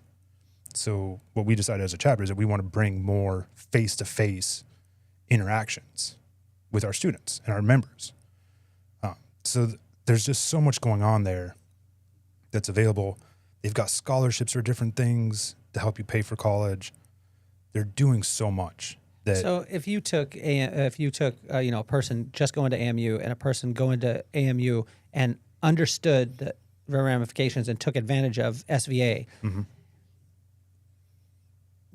that seems like a superpower. When you put those two together, superpower. Yeah. How much more supercharged are you if you're just going to AMU and you're doing that, which is great things, but then you add SVA to it? What is that? I mean, is that rocket fuel? Is that it's a 10-time multiplier. 10-time multiplier? Yeah, because you're expanding the network so much. So you're taking your alumni class of 18,000 in a year, right, from AMU, and now you're adding on a national level organization who just cares about you. Wow. And has an office across the street from the White House and Congress. Like I went on their roof patio and looked at the White House. It's right there. You can see Congress. They have across the street access to Congress to go talk about legislation, talk to staffers, and like work on stuff. They have full-time staff there who are working on legislation and helping write bills to push through and talking to the congressmen, our representatives, to make things happen for us. Wow. And then, they're also coordinating with the Google and all these other places to get you certificates, get you clothes, get you all these things that you need to be successful. A lot of us don't even know, like coming from the Marine Corps, they tell me what to wear every day. Now I have to go dress myself for an interview. How do I do that? Oh, look, here's a whole thing that'll help you with that. And you could rent the suit. You could rent it or buy it. Or buy it. Rent it or buy it. Damn. And it's got, based off of the best practices. It's got the colors. It's got the... Yeah. You're not going to get a purple velvet suit. You're going to get blue, navy, I think tan and black. Yeah. Yeah. You're very basic, tried and true, traditional business attire. The Google certificate in e-marketing or e-commerce and digital marketing is all ran by people that work for Google doing this. So if you went to apply for Google after you have gone through AMU with SVA and you get the certificate, you have a little... You have a leg up on that one. You have two legs up on that one. Yeah. So I was talking to Dr. Coughlin recently, and his focus now is on credential stacking. Okay. So you have a degree, you have experience from the military, you have a degree, now get credentials that amplify that and enforce it. So I have an MBA in IT management. But the MBA, I took a marketing class, but there wasn't a lot of marketing, and it was traditional marketing, not digital marketing. So go get a certificate in e-commerce and digital marketing, because billboards still work, but social media marketing is where it's at. So let's go learn about this. Let's see what's going on. Data analytics, whatever it is. There's like 6 or 7 different certificates you can get through this program. So stack them. Make them enforce and reinforce each other. Every single active duty person right now, how many, you said 2.6 million? Yeah, roughly right around there. 2.6 million need to hear you. Yeah. They need to hear you. They need to hear this conversation, and they need to hear about American Military University, and they need to understand what SVA can do for them, right? And to be able to have that, mean, that's a given. Yeah. It's easy. And I mean, NatCon is like hiring managers on the floor. Walt Disney sets up a booth. When is NatCon? January. Okay. All right. So it's the second week of January this year in Texas, Yeah. right outside Dallas. Okay. All right. Well, that's it blows my mind because once you become aware of something, right? Like then you can acknowledge it and you can aspire to do it. But a lot of times people aspire to do stuff before they ever become aware of all the options that are there. Mm-hmm. Does that make sense? Yeah. So becoming aware of this stuff, it's like, and then but the person definitely has to acknowledge that, okay, cool. Yeah, there are the stuff. Because even when I said it to my cousin Yeah. or my nephew, Julian, better be listening, man. But even when I said to him, he was like, yeah, okay. And then he kind of moved. I'm like, if he would hear it from you, Yeah. if he hears it from Nick, that they need to hear it. Yeah. As much as humanly possible. And, that's why when I said, like, when you guys asked about the, being the honorary ambassador, this is the kind of stuff that, I want to make sure that every single person hears. Yeah. We want more students. We want more members of the chapter and the organization to know about this, to see it, to participate in it, and help each other. Mm-hmm. Help each other. And education is never a bad thing. Regardless of what you want to do in your life post-military, right? Yeah. Being educated is never going to be a hindrance to you. Yeah. Go and get it. Some of the early classes that I was like, this has nothing to do with my degree, have been some of the most impactful classes I've had. I took an anthropology class for my undergrad, and we focused on the Pacific Islanders. But the process of going through that and learning about how to look at cultures and all that stuff has been huge for me throughout the years now, because I look at stuff from a different perspective. Instead of applying my cultural background to it, I have that, well, let's consider what's going on with them and let's see what's going on, because they came from a different culture. Yeah. Even if you came from a different part of Minnesota, you came from a slightly different culture from me. So let's apply that and be open and receptive to it, instead of, well, this is what I did. Like, okay, well, that worked for me, but maybe it doesn't work for you. So let's figure out what's going on with you. Just all those little things, like how to write. Writing classes at the 100 level, so impactful for being successful for the rest of your career. Somebody that can put together an email or a brief that knows what they're doing is huge. Huge. And that's stuff that I picked up going through college. Yeah. And getting educated. And it's been huge for me. It's been so impactful, and it's helped me succeed. So everybody should do it. Does American Military University extend to first responders? And They do, yeah. they do. Yeah. And then what about the prison bureau? Yeah, I think they're included in the first responder They are. realm. Yeah. Okay. I don't remember the details of their program for first responders. Okay. But they do have a first responder, law enforcement, fire, emergency services. Is the prison system grouped into that? Yeah. It is the correctional officer stuff. It would be interesting to know as we go along too with that, because I just didn't understand the things that the guys go through, the men and women, and unreal. I started the podcast because my two kids, Maddox and McKenna, you've met them both, right? Have you met them both? Yeah. You met Maddox at the Vibe Room. Maddox at the Chamber of Commerce and McKenna at the Vibe Room. You did. Yes. Yeah. What was your experience at the Vibe Room? First time? Yep. Overwhelming. What am I doing here? I had no clue what to expect. And did you notice this?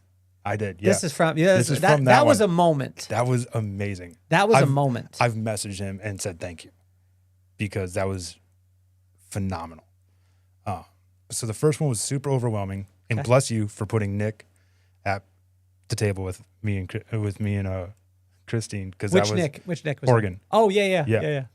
Because he's fantastic. I love him. He's just a great person. He's one of the ones that I'm actually going to bring to the, the leadership, Yeah. the leadership program, because, I mean, that guy in the hospitality industry. Oh my gosh. Yeah. But so after being overwhelmed and kind of getting a feel for it, Why'd you get overwhelmed? Why, because these were people that were, it was a very big like imposter syndrome. Like, what am I doing here? These people are so far above my level that I shouldn't even be here.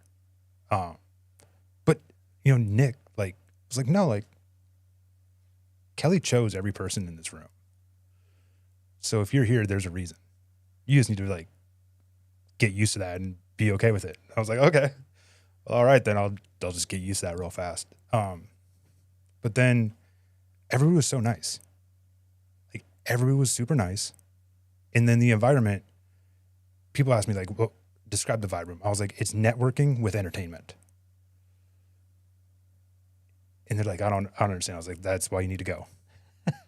Right? Because you can't explain the vibe room. You can't. It's an experience that you just have to go be a part of. The second one was super cool, actually, because I kind of moved from that overwhelmed, what am I doing here, to welcoming so many of my brothers and sisters into the environment and being like, hey, this is Jay, this is Nick. Meet these people, grab some tacos, grab a drink, get your seats, get sorted, and just kind of more into helping my brothers and sisters, which is a much more comfortable area for me. That's what I'm talking about. You doing that, like teaching people, teaching, it's just, I think it's a really, really cool. Was there any, Gil was telling me about an experience that he had, like a specific, where he was going to get his tacos, and then someone said, hey, you want me to get you a drink? And he got him a drink, and then later on he realized it was Bucky Lasik. Did you have any experiences like that? No, I didn't. Probably the closest would be sitting with Nick, because then come around to the second time I went, I walked in the room and I was like, okay, like where am I going to sit? I'm looking, because I've been out like helping everybody get sorted, and I'm like, oh no, where do I sit? And then here's Nick. Come here. Like, sit here. I got you a spot, man. I was like, oh, okay, cool. So I got to sit with him and Kimberly. And Nicole, and meet Nicole. That was I'd met Kimberly at the last one, but that was my first time meeting Nicole, and Nicole was the first time coming. Yeah. So nice. I gave her a hard time because I said, Nicole, you're not allowed to sit with your friends, and she sat right with Kimberly. She sat right next to her, so I got to give her a hard time. Yeah. I've loved the vibe room. It's been great, and I recommend it to everybody that Was there a highlight this last time? I mean, probably everyone's highlight was old school the first time. Yeah. Not. I mean, because there was great things. Larry, when the comedian was roasting Larry, and then found out that he's the founder of the E Entertainment Network. That was great. That was gangster. I was dying. But even when I found out, even then, like old school, when he just impromptu did what he did, I mean, it's still legendary. Was there a moment for you in the this last one? The moment that sticks out to me the most is actually you giving your brother that skateboard.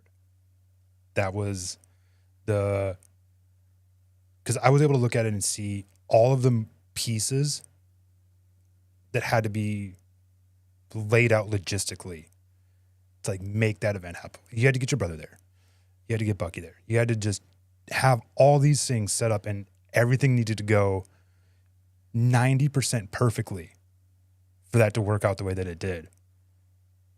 So I looked at it from a planning perspective and was like, that was epic that you were able to pull that off. Well, you know what's funny is the first guy, who was Paul, he was actually supposed to be second. Okay. They came to me 10 minutes before the show started and said, Paul's got to get home. Oh, no. And so from a tech standpoint, from everything, we had to switch. And within 10 minutes, we had to take, because he was going to be the second interview. Eric was going to be the first, but it actually worked out better. I mean, it worked out perfect, right? To be able to switch it up and do the thing. So, but I was saying, I started the podcast because my two kids, Maddox and McKenna, right? And you met Maddox, you met McKenna. I didn't want them to worship idols in their life. I just wanted them to be inspired by iconic people like yourself. Yeah. So what advice do you have for Maddox and McKenna? If you could use both their names, it would be awesome. Maddox and McKenna, never stop learning. Whatever it is, never stop learning.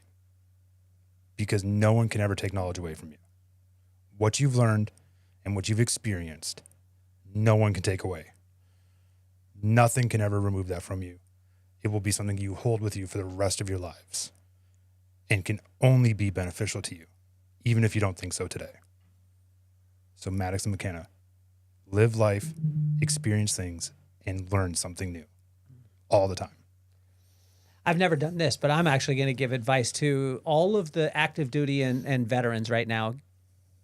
Click the link in the bio that we're going to have for American Military University. Yeah. And we're also going to put a link in for SVA. And what I want you to understand, if you only click one of those links, you're not going to get the rocket fuel. If you click both of those links and you get involved, you take SVA and you add it to AMU, you're going to have absolute rocket fuel. Yeah. There is no reason why you should not do that. Nope. No reason at all.